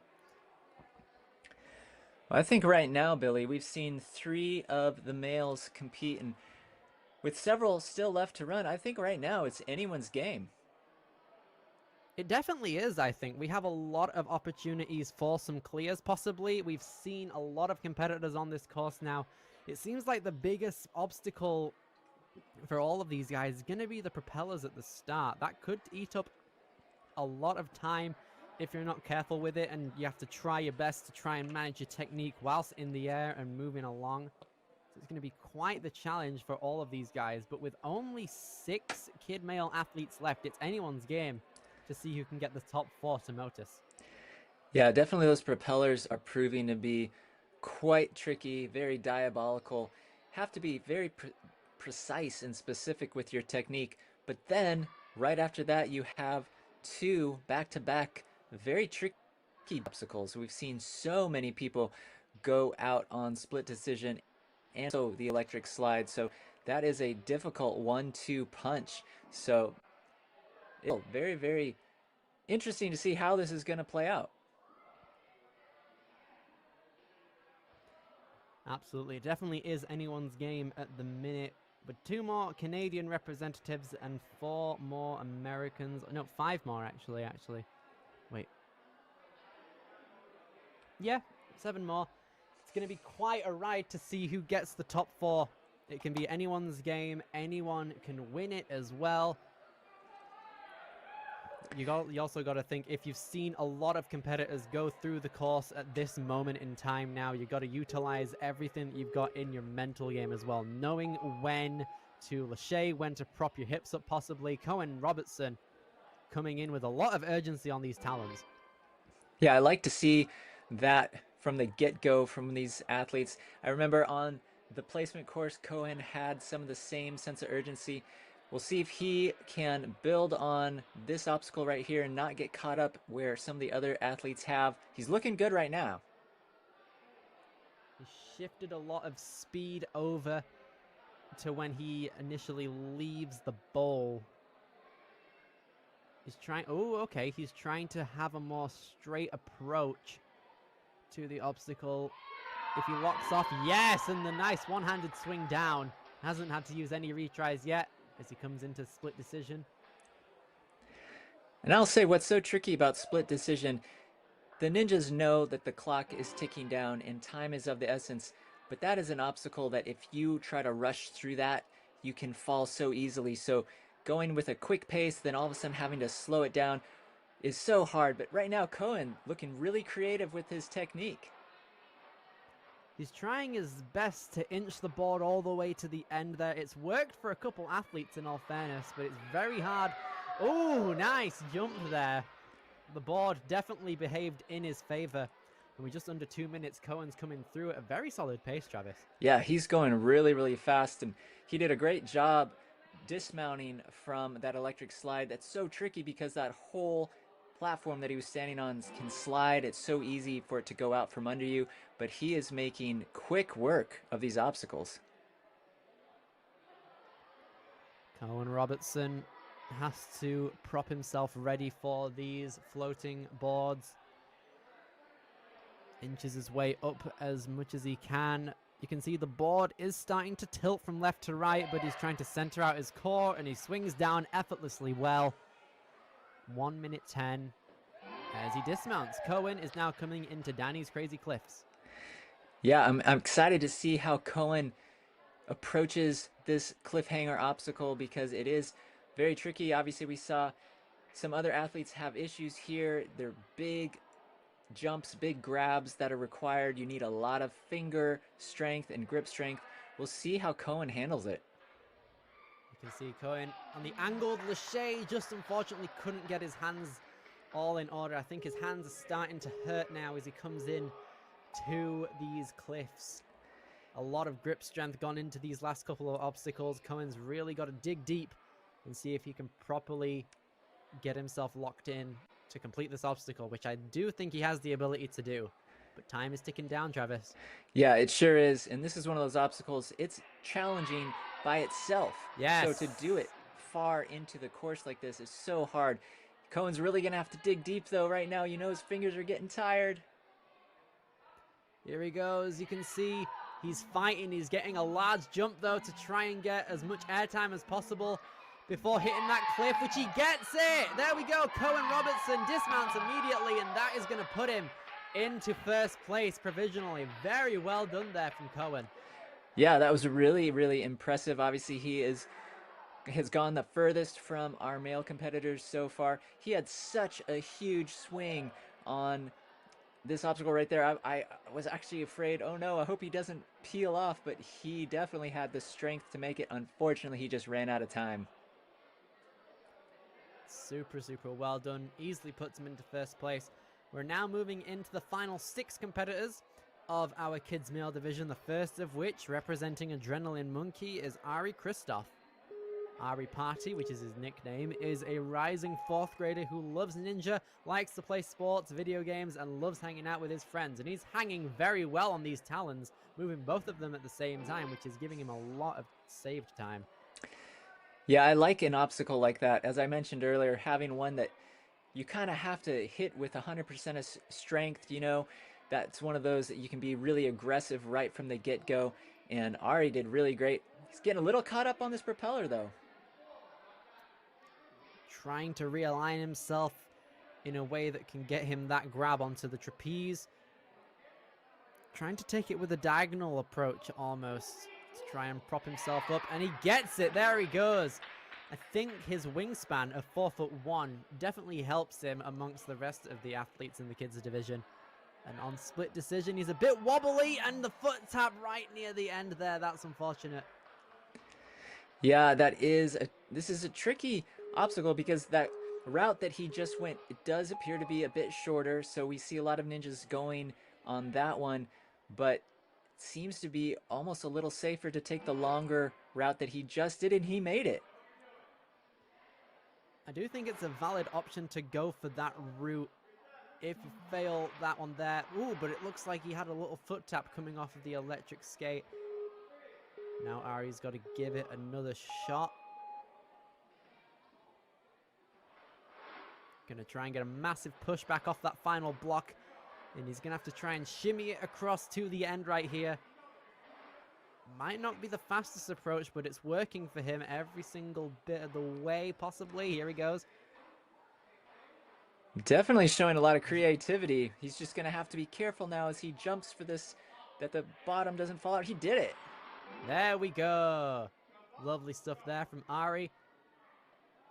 Now he gets a bit of a break from his lower body, gives his legs a bit of time to rest as he comes into the hooks right here. And he's moving through effortlessly right here. He's saving a lot of time, not really swinging back. Saving a lot of momentum here as Ari now comes into the floating boards. He's moving with quite the urgency now, Travis. And he skips the board! Hello! Wow, I did not know that that was even possible. Definitely looks like that is a lot easier if that is allowed. Saves him a lot of time, that's for sure. That saved him about 16 seconds, I think. He was 15 behind Cohen coming into the end of that obstacle, and now he's a bit ahead, but that is going to be it for Ari, sadly. Did a very good job there of getting ahead now. He's given the last couple of competitors ideas on how to tackle the floating boards, it looks like. Yeah, I would definitely be surprised if any of these remaining athletes did not approach it the way he did, because if you don't need to go on that floating board and you can just jump right to the trapeze hold like he did, I mean, that saves so much time, like you mentioned. The final five in the kids division currently now. Ira Vahert is coming in now out of St. Michael, Maine. And is he going to fare on the talons? Going one hand at a time, but it looks like by just going forward, his backhand is just sliding along with him, which is fine. 3 minutes on the clock now. How's he going to fare with this propeller technique? Yeah, we'll definitely see how he fares. What I do find interesting, again, when Ari went on the last run, again, he took the same approach as, good job. Ira did it, I think, as it was intended to.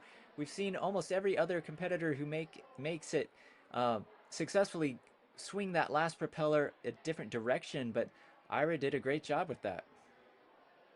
You could see on split decision, he thought about going for the shorter, riskier route, but decided to go for the longer route as he thinks it saved him a retry, possibly. He could be using it here if he's unable to inch that board to the end of the track.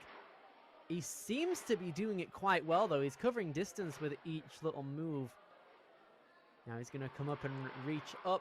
Jumps up without a problem there, Travis. Yeah, he's doing really, really well. I find this electric slide obstacle is so interesting because if you do it exactly right, it can be such a quick obstacle, but if you get stuck, it is a just time killer. So that is one of the obstacles that is really going to make or break someone's run, I think, from a time standpoint.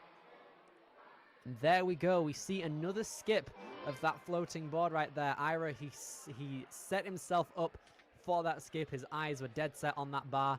And now he's made it here, 32 seconds ahead of Cohen Robertson now. Yeah, Which means he has a bit of time to figure out his swing right here. Almost had it, but that's his first retry gone. Yeah, he's definitely going to need a bigger swing there. I will say with him using this new technique of skipping that floating board, he will have more strength than a majority of the other competitors had at this point. But, oh, great correction right there. Yes, there we go. Look at that. Ira comes in with a strong lâché, and he has over a minute left on the clock. So if he's able to get through it, I think we could be on our first clear, possibly, if he's able to carry on through.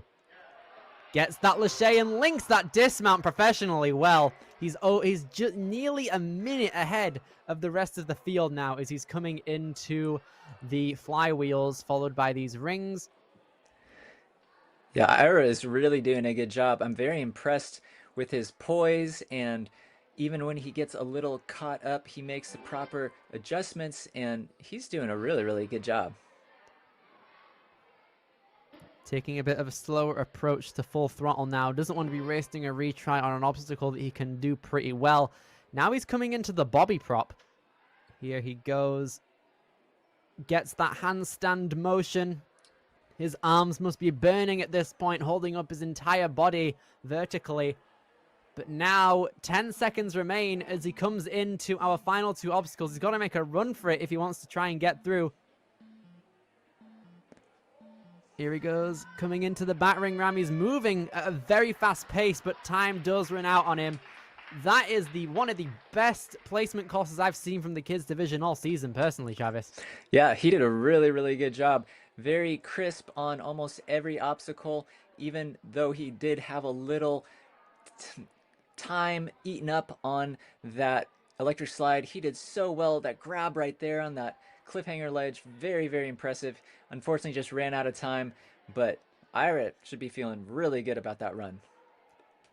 It really does show how demanding this challenge course really is. He moved effortlessly throughout basically all obstacles and redeemed time without a problem.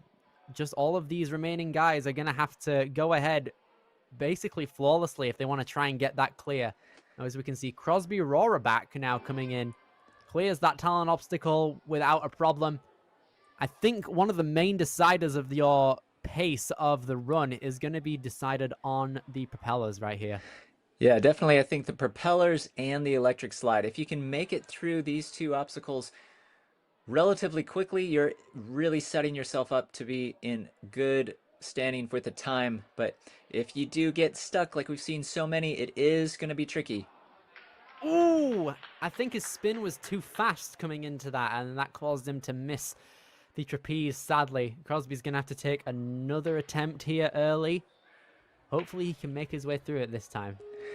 Yeah, Billy, we've talked about it all season long. As nice as a retry is, if you fall towards the end of an obstacle, you may have just expended a lot of energy and wasted a lot of time, and now you just have to go through the whole thing again. But at least he does get another chance, so hopefully he can make it this time. Here he goes. He's going to try and set himself up again. Locks off and gets the grab this time. There we go. Crosby Rohraback coming into the harder variant of the split decision. And that is our first clear of the harder but shorter route. Very well done there. That's a bit of a time save. But he's going to have to use his second retry early on the electric slide. Travis, you were talking about that this is another one of the deciders on how your run could go. It looks like Crosby's going to have to inch his way forward. Yeah, it really is, Billy. If you can make it through... Oh, and he is down. No, the foot tap. That's so unfortunate for Crosby. Oh, man. Yeah, it is really such an obstacle. You see so many ninjas getting stuck in there, having to just inch the platform closer to the end, and it is such a different technique than many of these are used to, and so easy to get off balance. And that's what happened with Crosby, and he unfortunately touched the ground, but he was doing so well. He is still feeling good. That was a good run from Crosby. It's also worth noting now, with our final three competitors, Ira Vachert, who is in first place currently, has qualified for Motus. Let's see if our third place finisher on the placement course and our last Canadian representative of the kids division, Adrian Mendez, can join him. Yeah, I think there's a very good chance that he can. I was really impressed with Adrian's first run, and he seems like a very intelligent competitor, one who thinks through exactly how he wants to approach the course, although he is getting stuck right now. You can see he's not really panicking that much. He tried to get a grasp of how the spins work, and he reaches out, and it looks like that experience on that former spin helped him out tremendously. No retries used yet.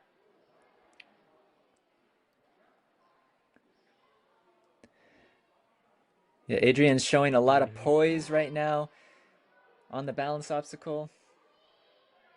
And now coming into the electric slide, one of the deciders. Ooh, I liked the idea. Tried to push it forward with enough force to try and make it in one go. But it's just one of those things that's hard to properly take control of.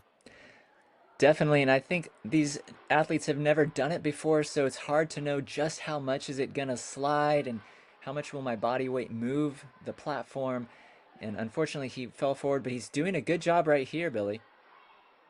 Exactly, especially these kids not having the biggest of builds yet biologically definitely hinders them a bit when it comes to an obstacle where your weight matters a lot when shifting it. But Adrian clears it on his retry and is now moving through the pegs at a nice pace. Now he's going to come into the floating boards. Is he going to opt for that skip or no? Let's have a look. There he goes. The skip is there.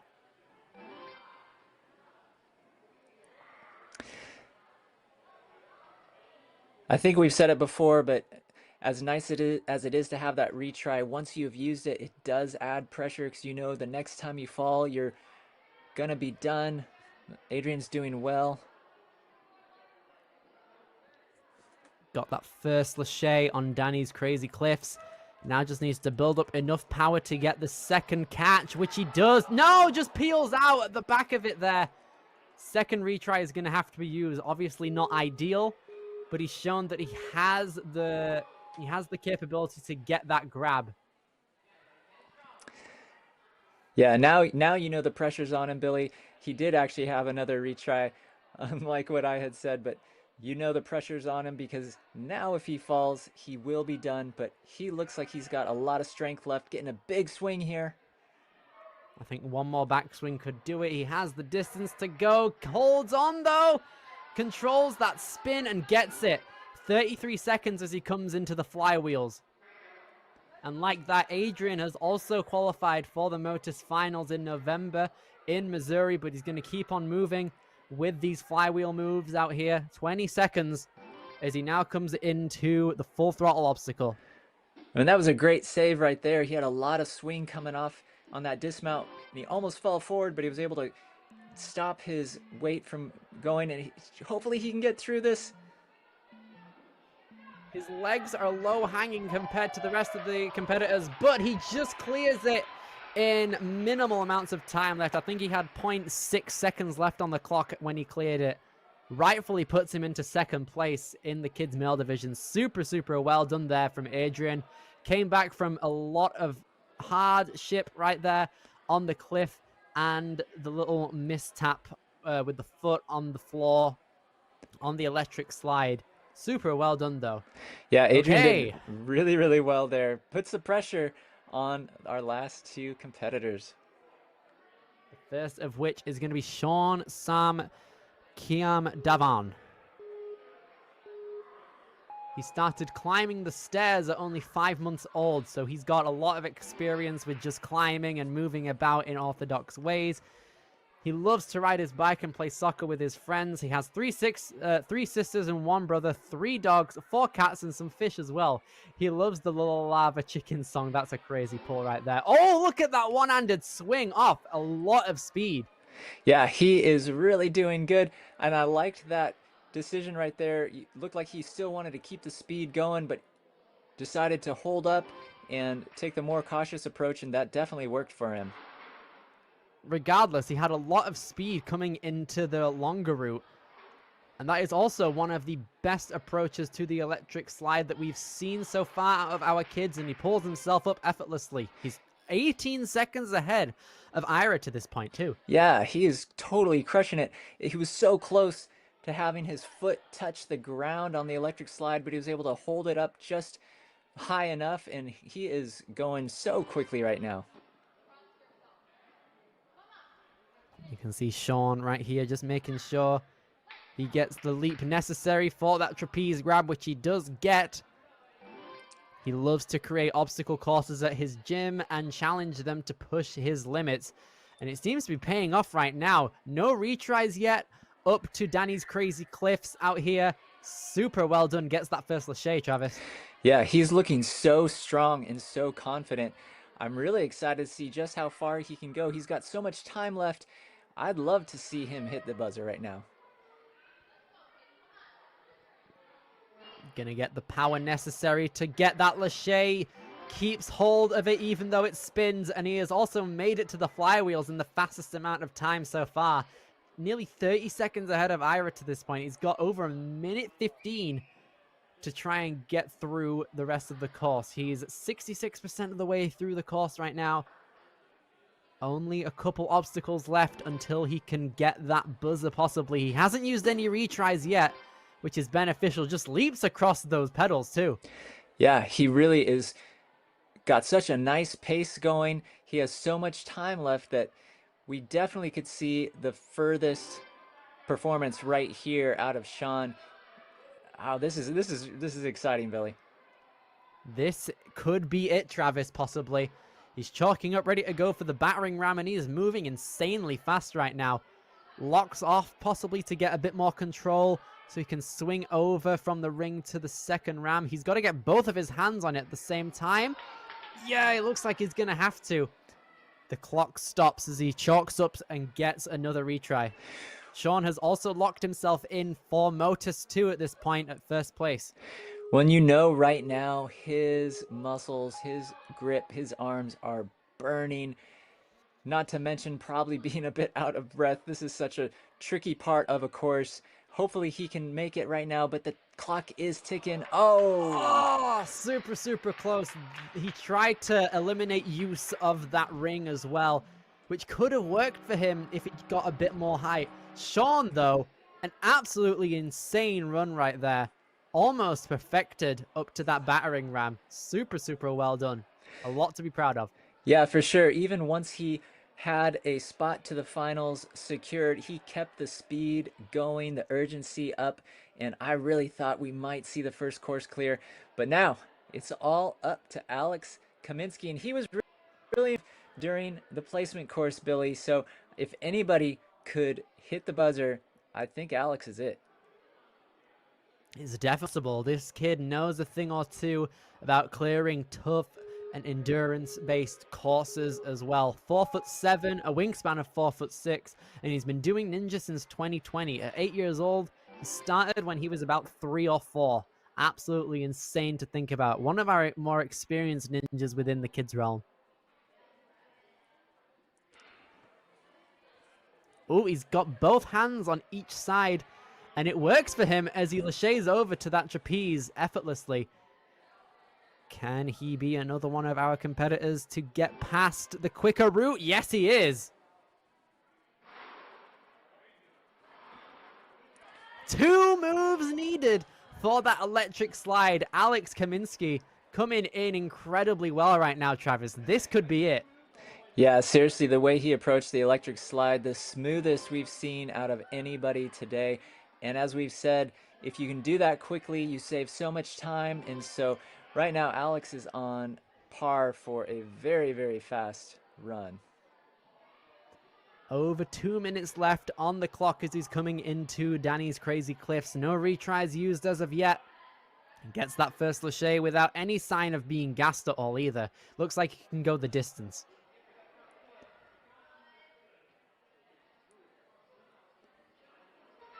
He's gearing up momentum. Hangs on to that cliff. I could see a little bit of a peel out on his fingers, but he's fine. Alex is coming into the flywheels now with over 100 seconds left on the clock. He's nearly 25 seconds ahead of Sean to this point. And just like that, he's also locked in a place for Motus by getting at least 4th place. Let's see how he fares coming into the next couple of obstacles on this corner. Starting out with full throttle, not a problem. And now the bobby prop. Yeah, I definitely love what we're seeing out of Alex right now. He's got a steady pace. Looks like he's in control. Whoa, that was a good save right there. Completely fine. Okay, then. This is the scene of the crime. We just saw Sean go out on the battering ram. Let's see if Alex is going to be able to redeem his fall. He's got both of his hands on that ring and gets the battering ram. Alex Kaminsky, we could have it right here, Travis. We have our first look at the flying bar complex for the kids. Yeah, this is so exciting, and he has not even taken a retry yet, so Alex is doing so well. I think this is it, Billy. Alex Kaminsky gets the dismount, and our only buzzer of the day so far. Alex Kaminsky coming in absolutely astonishing. Oh my goodness me, that was flawless. No mistakes at all, taking the hardest possible route on everything, minimal backswings. Absolutely immense work there from Alex, representing Steel City Ninja insanely well. Yeah, seriously, that was such a treat to watch that, and from the last course runner at that, I mean, he had a lot of time left too, Billy. That was just a very dominating performance. Good job from Alex. And just like that, we have now acquired our top 4 athletes in both the male and female divisions. First place, Alex Kaminsky with that incredible run, getting that buzzer, cementing himself into first place, followed by Sean, Ira, and Adrian in places 2 to 4, making it to the battering ram, just not being able to clear it sadly, but still cementing themselves into the top 4 positions. We also had our females from earlier, if we can just recap on those, of course. We had our first place finisher get to around the battering ram as well, which was insane to see, which was in the hands of Kylie Falkowski, which was amazing to see. Followed by Alessandra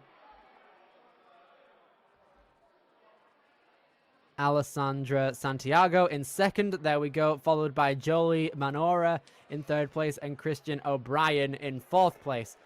Absolutely incredible stuff from every single competitor that competed in the kids division for ROC City Ninja's Premier Series qualifier. Travis, that was an amazing watch. Yeah, it really was. It was a great way to start off this weekend's competition. So impressed with Kylie getting to the 10th obstacle and the top 4 males. Everyone made it to at least the 10th obstacle.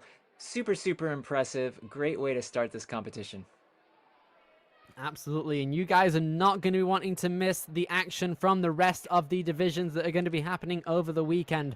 Mature Kids is going to be next in due time at 1 p.m. Eastern, and then the preteens are going to be happening, but both male and female, at 4 p.m. Eastern, which is going to be great. The action then continues tomorrow for the amateur division at 9 a.m. Eastern. The teens will follow at 12 p.m. Eastern, and then the elites will be ending off everything on the Sunday at 4 p.m. Eastern. That was absolutely insane, Travis. What are your final thoughts coming into the end of the kids? Well, like I said, they started off this weekend so well.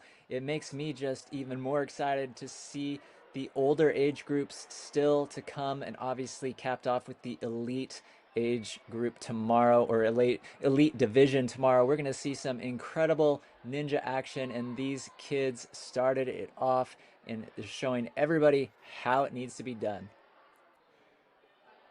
No true word has ever been spoken. Super, super happy to have commentated the kids with you today, Travis Rosen. My name is Billy Dixon as well. We've been your commentators for the kids division, and we will see you later. Enjoy the action for the rest of the weekend, everybody.